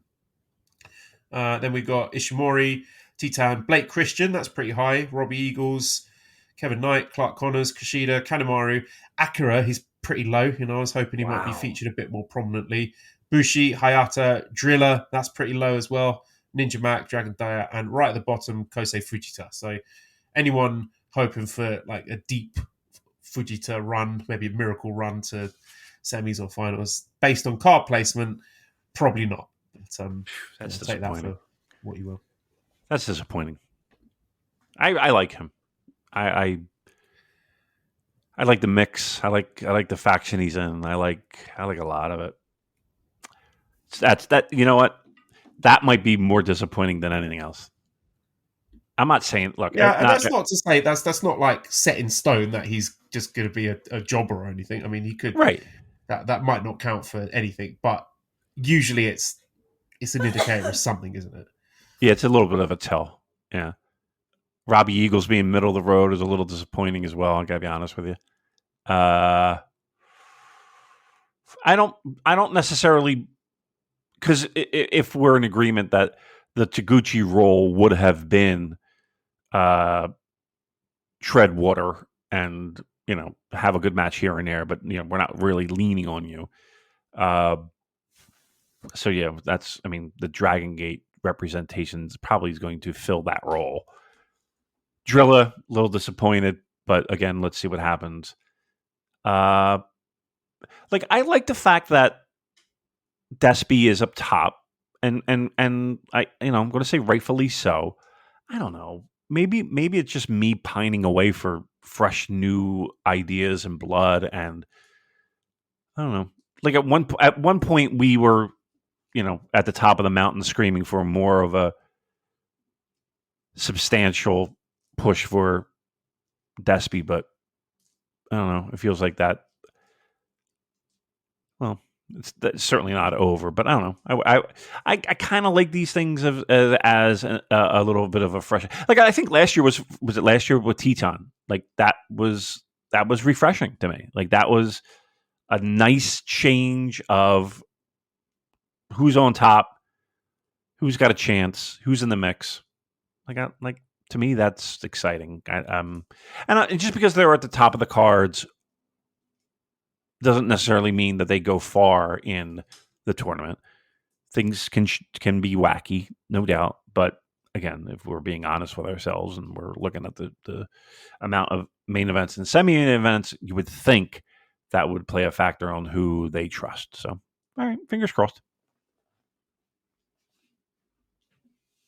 I suppose what I should have done is ask J. Michael where Watto and Titan were put in the similar rankings last year. I'm going to do that, actually. I'm going to ask him how Watto and Titan ranked last year in card placement and see what he says. Because we have a question from Shruby. He says, is this Akira's year to win Best of the Super Juniors, overcome Despy in the final? And yeah, possibly. Again, I want to see this data first. I want to see where Watto and Titan were placed before I say with any certainty, but before I rule Akira out of the runnings, because it should be. I mean, I'm always looking at these tournaments as an opportunity to elevate the next guy, the next few guys. And yeah, again, I'm looking at guys like Akira and Fujita and Drilla and, to some extent, Clark Connors as well. And Doki, I would like to see him with them following up on that push that he's had. So yeah, there's fresh and interesting options they could pursue. If we're getting a final four of like Hiromu and Despy and whatever, and Ishimori and Sho, then yeah, that's not going to be the most inspiring. So I would like to see them take some risks as they did last year. So if last year's any indicator, I think we'll be in for a good and exciting time. I'd like to know. I'd like to know what Suit says. And again, keep in mind, J. also, Michael. I'm sorry, is it J. Michael? I don't want to mean to disrespect J. Michael. My apologies. Or Suit for that matter. Excuse me. The one thing that we got to keep in mind also, though, is that they still have to sell tickets for these fucking shows. And who's going to sell more tickets? Despy on top or fucking Drilla Moloney at this point? Could that change in a year? Maybe. But they still have to sell tickets for this. So it doesn't necessarily surprise me that, J. Michael comes back with, they were, prominent, or they still got to sell tickets. Well, I suppose you're right. But we should be looking at these rankings as who they think is going to sell the most tickets, not who's going to go deep in the tournament. Correct, absolutely, and hopefully that theory holds a little bit more water when we hear back from our New Japan Pro Wrestling statistician. Is that the word I'm looking at? Why can't I say the word? Say the word for me, Joel. Statistician, right? Now you can't say it. Let's move on to previewing the 2 nights of Wrestling Dontaku. So we're starting off on Friday, May the 3rd in the Fukuoka Convention Center. Kickoff match, Katsuya Murashima and Togi Makabe against Shoma Kato and Boltin Oleg. First match, Taka Michinoku and Doki against Sho and Yujiro. Second match, Yuya Uemura and Taichi versus Callum Newman and Great Okan. Third match, Jado, ELP, Hikuleo against Fujita, Shane Haste and Mikey Nichols. Fourth match, Ryusuke Taguchi, Yoshihashi, Hiroki Goto against Taiji Shimori, Chase Owens and Kenta.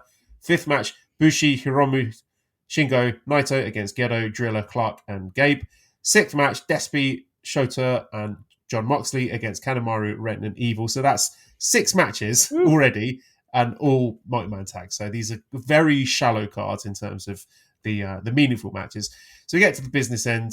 The 7th match is the NJPW World TV Championship with Zack Sabre Jr. defending against Jeff Cobb. This was a brilliant match last time they wrestled for this title. So my expectations are very high. And just for the sake of freshness, I think Jeff Cobb would be really good holding this TV championship. I think the 15-minute time limit would work wonders for him. And he's a guy who I think deserves a singles title. And I would like to see Zack moving on to bigger and better things. So I'm predicting Jeff Cobb to win. I love it. Seriously. I mean, can you think of a guy that might be, better fit of a 15-minute sprint than Jeff Cobb? Just having that motherfucker toss people around. Oh, yeah. Come on. Let's go. I'm in. And you're right. Maybe, Joe. This is the thing that we talked about months ago of Zach losing up finally and not having to worry about bringing the belt back home. You know what I mean? All right. I'm into that. Then we have a special singles match with Yota Tsuji against David Finlay. Now, I don't know if this was going to happen in the New Japan Cup before Finlay got ill, but yeah, this is an interesting one on paper. I think I'm quite excited by this. I think they're both having very good years, actually, in terms of in-ring standpoint. They're both exciting, up-and-coming guys, and you would imagine the winner of this staking a claim to some sort of significant opportunity in the future. I don't know if this is going to be some winner of this going after possibly the winner of the main event, the winner of the Global Heavyweight Championship. I'd say that's probably a likely direction. I'm just trying to think of if there's any other place they could slide in, because Resurgence, that's already Shota challenging for the big boy belt. I wouldn't want Tsuji to do that, though. The challenge for the big boy belt. Yeah, I think the winner of this is challenging the winner of the main event and is probably winning that title. So we're either going back to Finlay. Again, if we're following, if you're in agreement that the winner of this is going after the white belt, the global belt. So we're either going back to Finlay or going with Tsuji. I don't know. I don't really like the idea of either of these guys taking a loss, to be honest, because Finlay's been losing quite a lot, and Tsuji has lost a lot of big matches. So I'm kind of leaning towards. I just like the aesthetics of Tsuji with the white belt, because that would give me sort of Nakamura with the IC title vibes. Yeah. So I'd say Tsuji wins and then challenges the winner of the main event. I'm with you. Here's the bigger thing I'm looking at. The biggest complaint of David Finlay is that you can't count on him on having that blow away main event. The biggest knock on Tsuji is that while we've seen pieces of that and we've had matches that we feel have been pretty good, I don't know if we've had that spectacular main event yet. I'm not confident in taking that recipe and making a soup and hopefully delivering the best soup you've ever had. Not saying that that's the expectation of the best you've ever had, but like, I really feel like this is like one of those things that could be, I don't want to say used against, people that are supporters of either guy. But if this is this was all right match, like, I feel like that just is another bullet in the fucking chamber to say David Finlay's a poor choice. Fuck that. Yeah, like, this is it. These are your top guys now. These are the guys who, I'm not going to say the future, they're the present, because these are the guys we've got to lean on to be delivering those top matches. So if Tsuji and Finlay can't do it, then we're in trouble. No doubt, right? And again, I think everybody knows the stakes, just given New Japan's history. Like, this is definitely a ladder in and I don't mean a ladder match, mind you. I mean a stepping stone, somebody's challenging for a title, right? So you kind of you do want this to be a bit noteworthy. In an era where we don't have that many that we can pull from, right? So that's really what I'm looking for and hoping for. Not so much who wins, because I think both guys could benefit tremendously. If you want an honest opinion, I think both guys desperately need this win, and it's kind of weird that they would have a match like this where it is both guys desperately needing it. And maybe I'm leaning hard into it because I want to see both guys succeed. One is the future, and one is the future is now. Like, I want this to be good. It's it's interesting. And I don't think necessarily this is like from a, hey, I'm a casual fan. I know. I think a lot of people are looking at this, and when I say a lot, New Japan fans are looking at this as just that. Like, okay, come on, do it. You know what I mean? Like our rooting interest is, come on, have a fucking banger. Have a fucking banger. I don't care who wins. I'm totally okay. Both guys can use the win. It shouldn't be important, should it? Like the winner of this match should be irrelevant. Yeah. When the final bell rings, people should be talking about, wow, that was a great match. Not, oh, this guy won, this guy lost. Yeah, because the two guys in there, like I can't think of many guys other than these guys that have the amount of, okay, we're waiting. You know, the fucking Judge Smales meme. Well, we're waiting. Well, that's what we're doing, right? We're waiting. We want this. And, you know, now we put both these guys in the same ring and want that result. Like, there's a big difference between Tsuji and Naito in the ring, you know? Like Naito has delivered in the past. So, you know, your 2024 mileage may vary, but, you know, you're pretty confident. These are two guys that, you know, they need to do it to not only do it, but they need to do it together. Like, that's a big deal. So, yeah, that's what I'm looking for. I'm looking for, truth be told, I'm not necessarily looking for a win or a loss. I'm looking for elevation in people's minds. Like to me, that would be the greatest end result that this match could have, is both guys went up a level. Main event is the IWGP Global Heavyweight Championship, with Nic Nemeth defending against Hiroshi Tanahashi. 5 minutes squash. Yeah, I'm scared. Like, I hope it's the main event, so they're not going to go quick. But just the more I watch of Tanahashi, and you saw that awful excuse for a high fly flow that he flopped the other week when they were having that 6-man title match. This one worries me. Tanahashi should not be wrestling in main events like this anymore. I think those were very rapidly passing those days. And, you know, maybe it's the power. The power's gone to his head. He's booking himself in all the big spots now that he's Mr. President. But Dusty the Rhodes. best thing I think we can do here is nice and quick, get the belt off Nemeth and move on. If Nic Nemeth retains, I don't know. I could see.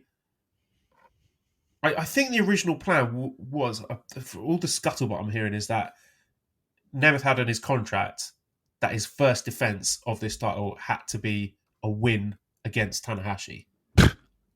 Imagine having Hence that the conversation. Ishii match being a non-title match. So if they're sticking to that plan, like, I could see, you know, maybe David Finlay comes out and challenges Nic Nemeth afterwards, and then maybe we add that to Resurgence. So David Finlay versus Nic Nemeth for the Global Championship, you know, white man against a white man for a white belt in front of all the white people, the American people. I could see them doing that. That is something I could see happening. But, you know, with this triple A stuff, maybe they want to get the belt off of Nic Nemeth sooner. Maybe we're looking at a future where Tanahashi versus Tsuji or Tanahashi versus Finlay for the Global Heavyweight Championship is the direction we're going. So there's a lot of options here. I'm going to go with Nic Nemeth on the naughty step, and Tanahashi beats him for the title here. But then again, it's a contract. I don't know. What do you think? It does feel like this is a title change. I can't imagine Nick, going to Rocky and saying, "Hey, look, I'll come over, but I need to wrestle Hiroshi Tanahashi, and I need, like, all these fucking wrestlers that leave WWE, and all of a sudden they have all these dream matches that they need to, you know, they need to have this fucking checklist of, you know, stop it. So I mean, look, there might have been a conversation said, yeah, I'd like to work with that guy. Yeah, I think that's it. Like, I can't imagine in 2024 that he's making demands of, you know, I got to beat I don't know. Maybe. But I find it absolutely crazy to think of. Anyway, give me on a scale of 1 to 10. You think Hiroshi Tanahashi has at least 1, and now we're asking for 2. Do you think he has 2 very good matches in him? We're looking at a very real possibility of double champion Hiroshi Tanahashi. I think so. I think he wins against Nemeth. I think that this and I will say this, of all these, what are they doing, experiments?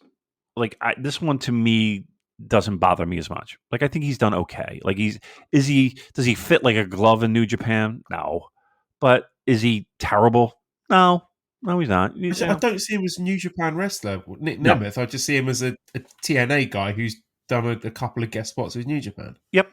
Yeah. And that's and here's the thing. If that's what it is, I'm totally okay with it. I really am. I'm okay with that. Hiroshi Tanahashi beating him, and then Yota Tsuji challenging would be my ideal scenario. Again, now we're asking a guy who, again, we're all a little worried because in ring we've seen what we've seen. That being said, if you need me to bet the house on one guy to give me one fucking match, I'm comfortable doing that with him. Like again, it's not the Tokyo Dome, but I'm every time I count him out, he does deliver. Am I saying he's going to deliver greatness? I don't know if he physically can.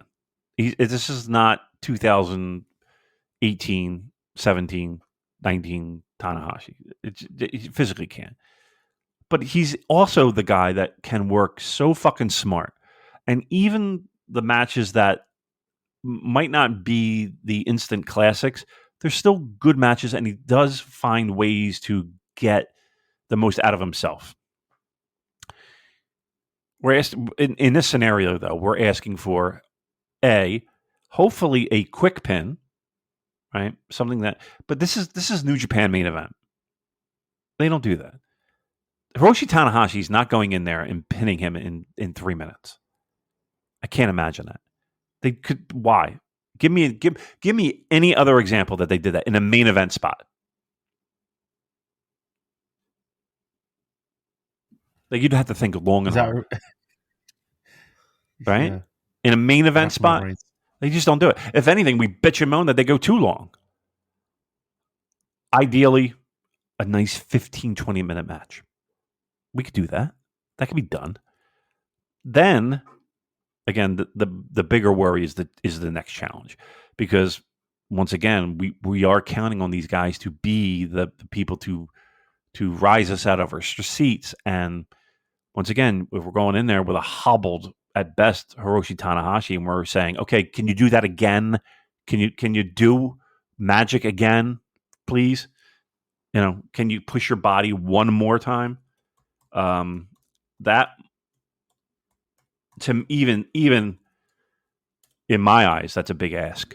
So, anyway, to answer the question, I do think there's a title change. I do think President is holding the belt. See, Dusty Rhodes is everyone. And ideally, I'd like to see Yota Tsuji challenge and win. Like that, to me, that would mean more than anything. He pinned Hiroshi Tanahashi. I don't know if it has the same legs, again, as 2019 Hiroshi Tanahashi. You're pinning Hiroshi Tanahashi to win your first big boy belt. I think that's significant. Night 2 is on, day 2, Saturday, May 4th, also in the Fukuoka Convention Center. So we start off with the Frontier Zone, Katsuya Murashima and Togi Makabe against the Kyushu Pro Wrestling duo of Jetway and Naoki Sakurajima. First match, Shomikato and Boleg, just call him Boleg, against Shane Haste and Mikey Nichols. Second match, Doki and Yuya Uemura against Francesco Akira and Great O'Khan. Third match, Kosei Fujita and Zack Sabre Jr. against Callum Newman and Jeff Cobb. Fourth match, Despi, Shota, ELP, and Hikaru against Kanemaru, Sho, Yujiro, and Evil. Fifth match, Nic Nemeth and Tanahashi against Taka Michinoku and Taichi. Oh, maybe an opportunity there for Taichi to pin the champion and be challenging for that belt. All right. I'm down. Sixth match, Bushi, Hiromu, Tsuji, and Naito against Gedo, Drilla, Clark, and Finlay. Then seventh match, we have the IWGP Tag Championship, Bishamon, Yoshihashi, and Hiroki Goto against the challengers. Yet again, what are we doing? Chase Owens and Kenta. Please, Damon, make it stop. If Chase and Kenta win, I might jump in front of a bus. They can't. Please, end this. I can't imagine. I truly can't imagine a world in 2024 and we're talking about Kenta and Chase Owens once again holding titles. I don't know why we're going back to it. I don't know why we're here. I don't know who asked for this. I don't know how this came about. I don't know. What I can tell you is I know no one gives a flying fuck. Right? No one. Yes, I am on my hands and knees praying to the good lords above. Pro wrestling gods, let's go. I want Yoshihashi to pin Kenta. That's what I want. That would be. Let's put this in the trash and never talk about it again. Amen. Eighth match. Now we're cooking, Damon. So our semi-main event for this show, Never Openweight Championship. Shingo Takagi defending against Gabe Kidd. Gabe Kidd has had a lot of words about how New Japan's an embarrassment. IWGP World Heavyweight title is an embarrassment. And he's talking about how he's going to make the Never Openweight title the proper New Japan title. And I think that's really interesting what he's talking about there. And I think there's a lot of truth in that in terms of the perception of these titles. And the perception is reality. Like if the matches and the feuds they put into these titles, that's what define these titles, isn't it? Yep. It's not something that's fixed. The identity of these belts is not fixed. Like it's quick as a flash, a title belt can be, oh, this is the belt that they put on the foreigners that work for other companies. We don't see it for 6 months. So there's a real opportunity here to stake your flag in the sands and say, this is the Never Openweight Championship. This belt means something. And this is a great way to start. And to be fair, the belts did okay this year. I mean, the Wrestle Kingdom match between Shingo and Tama Tonga was really great. The Tama Tonga evil stuff, evil Shingo, House of Torture. It is what it is. But yeah, there's a real chance here to turn that around and make this the must-see singles title in New Japan Pro Wrestling. I'm really pleased that, I think giving Gabe Kidd the semi-main event spot of a Dontaku show is a big show of faith. And he's also getting that strong open weight title shot against Eddie Kingston soon enough. So, yeah, I'm really happy and excited to see the company showing some faith in Gabe Kidd. I don't see any reason why they won't be able to deliver here. This is exactly the sort of match I want to see in a semi-main event of a show like Dontaku. Do I think Gabe Kidd is going to win? Wouldn't rule it out. I mean, how cool would it be to see him win it and then someone like Henare coming back? I don't know what his status is with the company, but imagine him coming back being like, I'm back, motherfucker. I want that belt. Let's do this shit. I mean, this is what we want from the Never Openweight Championship, isn't it? Yeah, and there's built-in energy there too, right? I mean, there's plenty of built-in energy if when, how Henare comes back. Like that's sexy. That's sexy. Yeah, I want for all the talk, and the talk is great. Don't get me wrong; it's very. I enjoy it. For all the lads, and all the fucking, he's the hooligan of the fucking promotion. For all of that, I want him to put his stamp on something, and I want the company to have faith that he can deliver. like, to me, that means more than just about anything. Get a win. Here's all right. Number one, the match itself. There's no reason why this won't be at the very least. This match ends and you're like, wow, that was fucking crazy, right?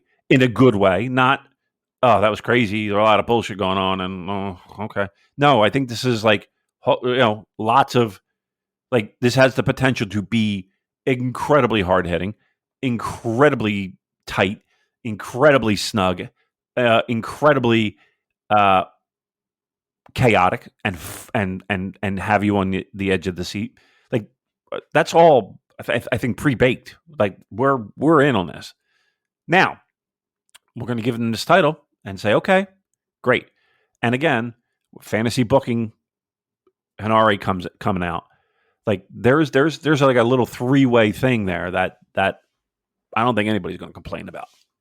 And if at the same time we're truly able to give him a title, Gabe, and have a feud that people have circled and will look forward to in the upcoming months, and to me, a title win pretty much guarantees a spot in G1. Not that there was any doubt that he was going to be in or not. No, I mean, look, we're constantly screaming new stars, new stars, new stars, and they have an opportunity, and they have a guy that has a lot of fucking weight in the company, and they have an opportunity to give to not even necessarily reinvent the title, but to put his stamp on it, and at the same time elevate, and at the same time have potential built-in feuds that everyone already understands and appreciates, and like, it's there for the taking. Like, I hate to say this, but if they fumble this ball, I have no faith in the company. None. I have no faith in the people who are making decisions for this company. How about that? Like, I don't. To me, it's a no-brainer, but we'll see. At the very least, I think this match is going to fucking bring down the house. And then we have the main event of the show, which is the IWGP World Heavyweight Championship. Jon Moxley defending against Ren Narita. I mean, I think it's pretty obvious that Jon Moxley is winning this. I'm quite curious to see how he interacts with the House of Torture run-ins and shenanigans and everything. That could be quite fun. I mean, mainly, I want to see Ren getting those rough edges that you like to talk about. I want to see something really hard-hitting here. I want to see a proper brawl. I want to see blood. I want to see Ren Narita bloodied up and forced to dig deep and show what he's made of. Yeah. I don't want this whole match to be him just hiding behind the shenanigans, because, yeah, that is what it is. We talked about that enough. I want to see him have to show some guts, and show some passion here, which we've seen from him before. Like, we know he can do it. I just want him to be forced to tap into that. Be nice. Be nice. I don't think there's anybody on the planet that thinks that Moxley's walking out of there without the title, but yeah, I mean, if we have one goal is let's give him well-deserved sandpaper, and Mox is the guy that can provide that for him. Yep, this should be elevating Ren Narita by showing his grit, his intestinal fortitude, his willingness to fight, his willingness to persevere. Like, I think that's the best we can ask for. It is kind of interesting to see the dynamic between Mox and House of Torture. But yeah, I mean, look, at the end of the day, I have no problem with Mox walking out with the title. I don't think anybody does. I don't think anybody expects anything different. I think what everybody is looking forward to is, once again, an opportunity for a guy who's by every step of the way, we're trying to elevate, and you can be elevated by losing. That's going to be very important, right? Because here's the thing. My biggest fear is if that, okay, he does well but does not knock anybody's socks off, or he does enough to be Ren Narita. I don't know if that's enough in people's eyes. And I don't know how many Well, win over opportunities. some doubters, doesn't it? You need people coming away from this saying, "Oh, I was wrong about Ren. Yep. He's got something." Yep. I mean, that's ideal. I mean, that to me, that's why we're doing this, right? Like that's why we're doing this. Let's, it's an interesting time. These shows are pretty interesting to me because on more than one occasion, we were like, okay, this is stepping stone. This is another step in the progression. And it feels like a lot of these guys are in big rungs. Like we're climbing multiple steps to get to another level, like in one match. And I don't want to put additional pressure on all these guys, but they all seem to be ready to take that next step. And we'll see if they're ready for it. Like that's what I'm excited for. So it's either going to be something that we come back here and talk about, you know what, here we go. It feels like we're moving in the right direction at least, right? Or it could be a bloodbath and we're like, oh, what the fuck? What the fuck? How could they fucking miss again? This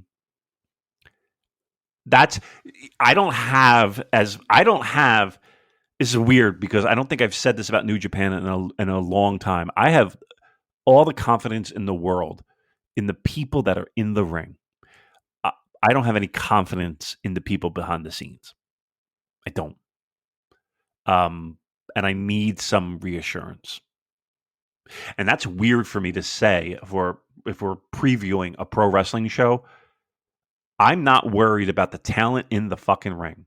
I'm worried about the direction this company is going in and the perception of, okay, we're committed to these people and it's pro wrestling. This is not like we have to wait for the Arsenal under 18 kids to develop. This is not like we're Phillies fans and we're waiting for the minor league system to develop so that we can bring them up to the major. This is fucking pro wrestling. We can do whatever we want. You go through the history of pro wrestling. There have been countless people that people may not, have been ready for the push that have been just fine, and away we go. There were people that were like, oh, that guy will never be a star. Well, guess what? He became not only a star, but a megastar. Like, there are those, it's pro wrestling. Train the crowd, train the reactions, get what you get from point A to point B. It's not that fucking difficult, but again, here we are. That's why I'm excited, because we have an opportunity to move forward. And for the first time in many moons, it feels like we have multiple instances where multiple people that we're all hoping are the next phase of New Japan Pro Wrestling can take that next step and become closer to that, and have people talking about New Japan Pro Wrestling, and have people, oh, you got to check out this match, and there's a little bit more buzz, and maybe I get 3 or 4 more texts than I normally do. That's what I'm hoping for. Right, last thing to discuss then is a quick preview of the Altogether United Japan Pro Wrestling inauguration and Noto Earthquake benefit event. So that will take place this coming Monday, May the 6th in Tokyo in the Nippon Budokan. So in terms of New Japan wrestlers taking part in this, the first match has Naomichi Marufuji, Sanshiro Takagi, and Hiroshi Tanahashi. So the 3 presidents up against House of Torture of Yujiro, Ren, and Evil. Second match, we got Keno against Kosei Fuji. So that should be really good. Looking forward to that. They'll give each other a good kick in, I'm sure. Yep. Then we have got, I'll just do the whole card. We've got the third match, Natsupoi and Starlight Kid against Miyu, Amasaki, and Azumi. Then fourth match, Daisuke Sekimoto and Tomohiro Ishii versus Masa Kitamiya and Jeff Cobb. So big, beefy boy match. Yeah. That one looks great. I'm sure we're going to have a blast watching that. Then we've got the fifth match, Kota Minoura, Mao, Ninja Mac, Hayata, and El Desperado against Yamato, Tetsuya Endo, Alpha Wolf, Dragon Bait, and Hiromu Takahashi. Again, that one looks pretty fun on paper as well. Sixth match, Kai and Taichi against Chris Brooks and Zack Sabre Jr. Okay, here we go. So this, we've not seen Taichi and Zack Sabre Jr. on opposite sides of the ring. Yeah. For a while, I'm racking my brains to think of instances, even in tag matches. So that's an interesting one, actually. Seventh match, Yota Tsuji, Shingo Takagi, and Tetsuya Naito against Gabe Kidd, David Finlay, and Jake Lee. And then 8th match is Yuki Ueno, Kaito Kiyomiya, and Shota Umino against Shun Skywalker, Konosuke Takeshita, and Yuya Uemura. So that's not a bad show at all. Pretty good show. That's really good, actually. I like that. Yeah, that's I'm assuming that's pay-per-view. Yeah. I mean, and again, it's a benefit. So, all jokes aside, I think it's, I think it's worth the price of admission, so to speak. So yeah, I mean, that might be a nice Monday night, right? That's a really well constructed card. A lot of these are hand waveable, but there's been a lot of really, I think, thoughtful and interesting creative book in there. Like, it's not like they've just slapped together lazy multi-mans where you know exactly who's taking the pin. There's some good stuff here. Now, I don't know if you have the answer to this. Like, who's producing the show? Is New Japan producing the show, or like how would one go? This is United Japan Pro Wrestling. It's their sort of alliance thing, isn't it? It is, like, but I guess my question is like in terms of the actual production. Yeah, right? Correct. Yeah, like, does this fall under New Japan's banner, or I don't know. I really don't know. Yeah. Do we know who's, like, is Walker doing commentary on this? Do we know who's doing commentary? I believe it's Chris Charlton and Stuart Fulton from Noah. Guy. Okay. Yeah. All right. Look, whatever. Who cares, right? Matches sound good. Good cause. Let's do it. Let's fucking go. All right, and that will do for this week. So redcircle.com/shows/super-j-cast. If you want to get on the Discord and better yet, join our deli where I'm posting hot, fresh scoops on the regular. Suggested donation, $5 a month, and that's a donation for all the appreciation you're showing us for the podcast, for the great content we give you every week. The deli access is just a bonus on top of that, but yeah, that's a suggested amount. I tell you what, there's always something fresh in the deli. I'm not gonna lie. I'm not just saying that. Like, we always get little tidbits. We always get little pieces. We always get little things. Some of them more impactful than others, mind you. But I'm scrolling through now. So I dropped something on 23rd of April, 24th of April, 26th of April, 28th, and then 2 bits yesterday and 1 today. They're coming quite frequently. Yeah. And here's the thing too. Again, some of them are more, wow, I can't believe that. And some of them are more, it's an interesting thing.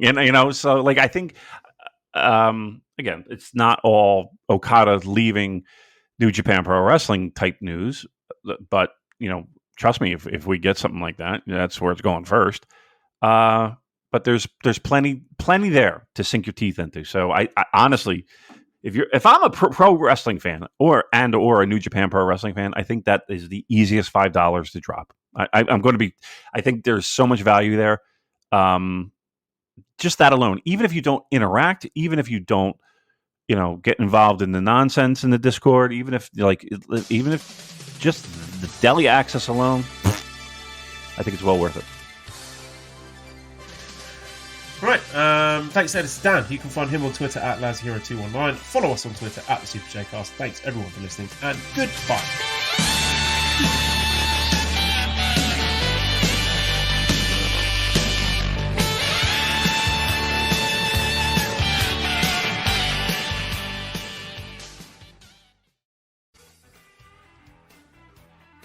Hello, Voices of Wrestling listener. Dave Ryan here. Have you ever wondered to yourself, how many hidden gems are hidden away inside the last years of World Championship Wrestling? Have you ever asked yourself how many tenuous gags can be made about the name Mike Enos? And have you ever thought about what it sounds like for 2 Irishmen to interpret a very chaotic company through its B show? The answers to all this and more are just a click away. Check out Days of Thunder every second Thursday on the Voices of Wrestling podcast network.